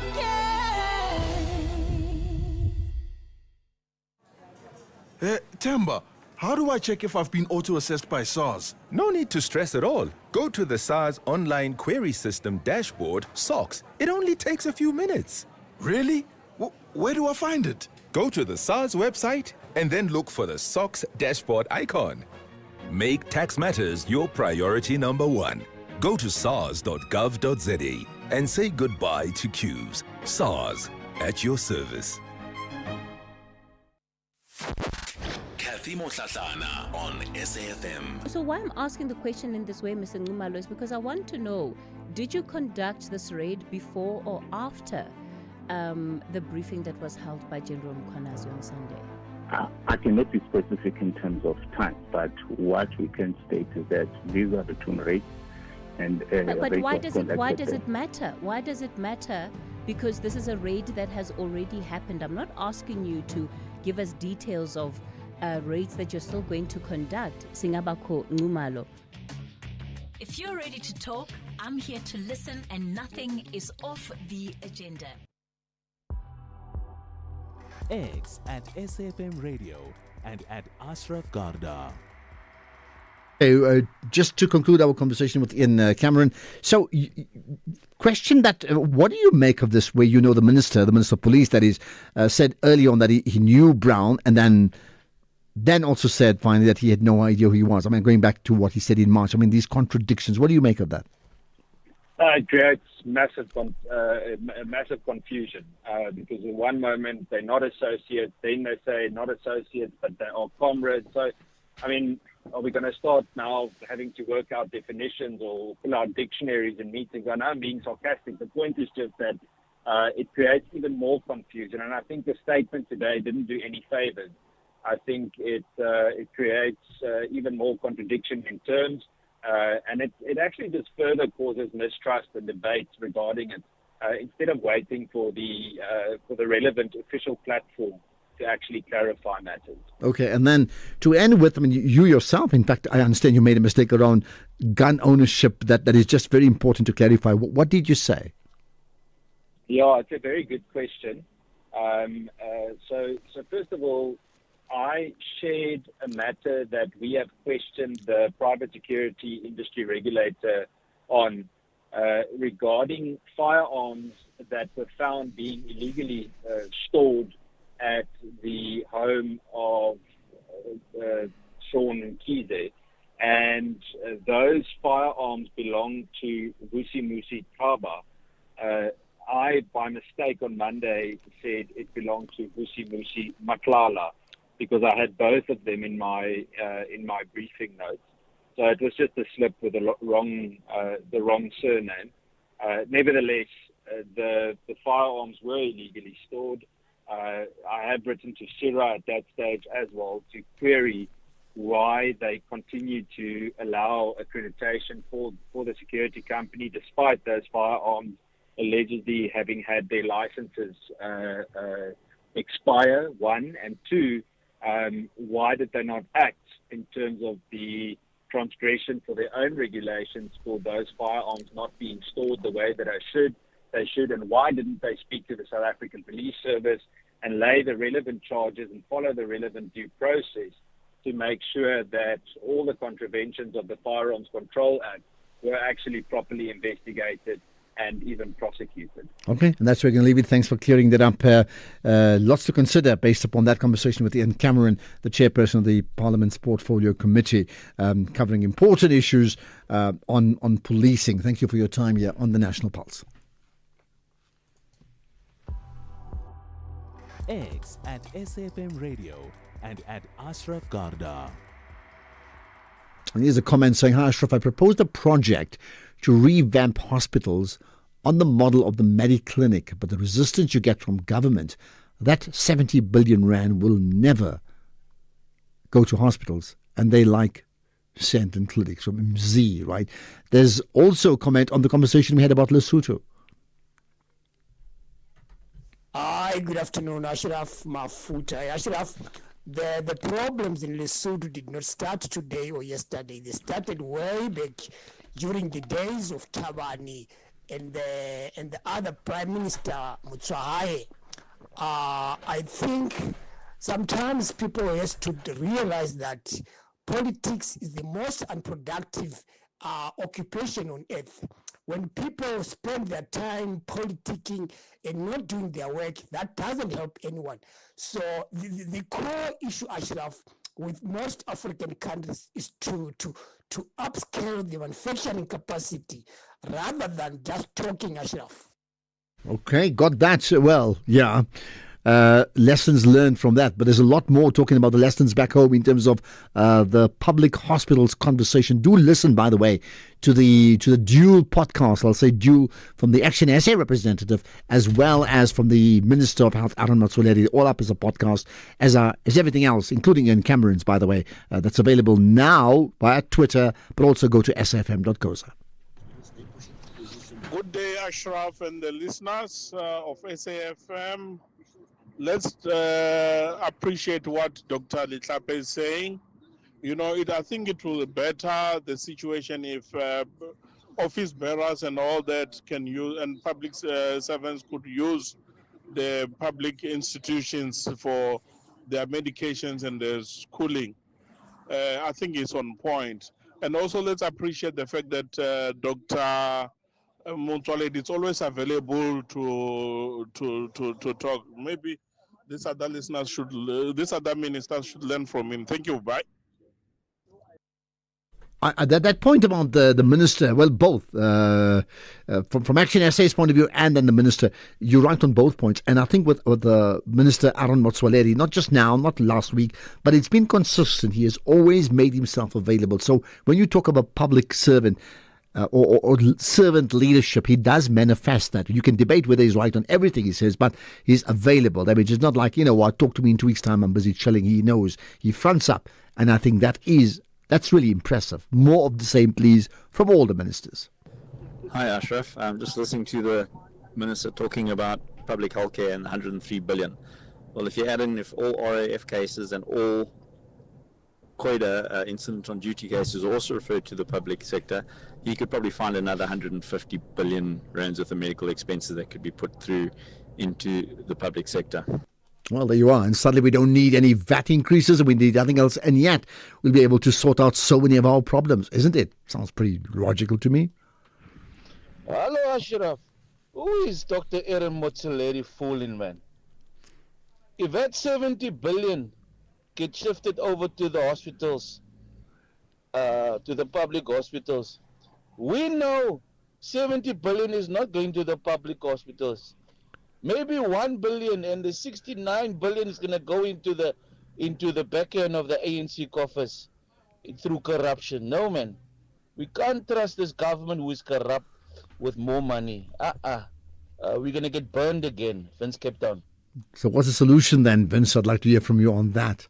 Here's another. It's lots of comment about the public hospitals. Good afternoon, Ashraf. This is Wangani from Polokwane. Let me just make it quick. If I can be honest, we've got the best doctors in the public sector. I've got young children, and I still immunize my children at public facilities. But if they were to get admitted with, I feel like I've got a medical aid, I would prefer them to go to private because of the service that is there at private. Government should really look at improving service and facilities. I mean, even in terms of looks in public facilities. Thank you. Well, I hear you. In fact, you're saying you do both. Yeah, I hear that. Here's the last one I can play. Good day, Ashraf. Good day, Ashraf, and good day to the minister there. If he's still there, I don't know, but a big up to him. Ashraf, this thing about the health thing, everyone needs to have good health care. I concur. I think this is the good thing. Let them push it in parliament. It must happen. It must happen. Thank you. And the minister, we must hold him accountable. We must hold him accountable. Thank you, Ashraf. TJ from Poland, Zigazi. Thank you for that, TJ. Maybe just the last word on the public hospital story.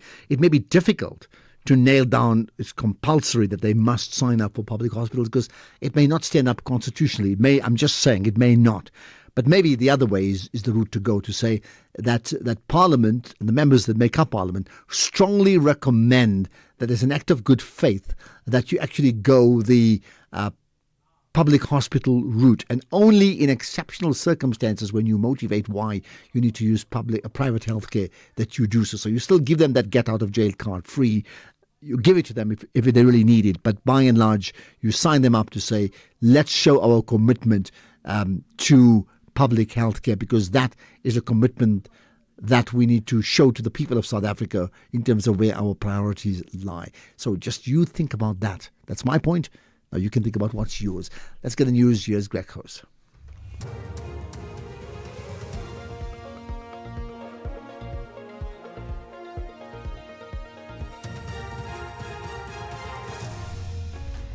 Thank you again, Ashraf. Assurances from government over HIV/AIDS program and the DA to lay charges against the police minister. Good evening to you.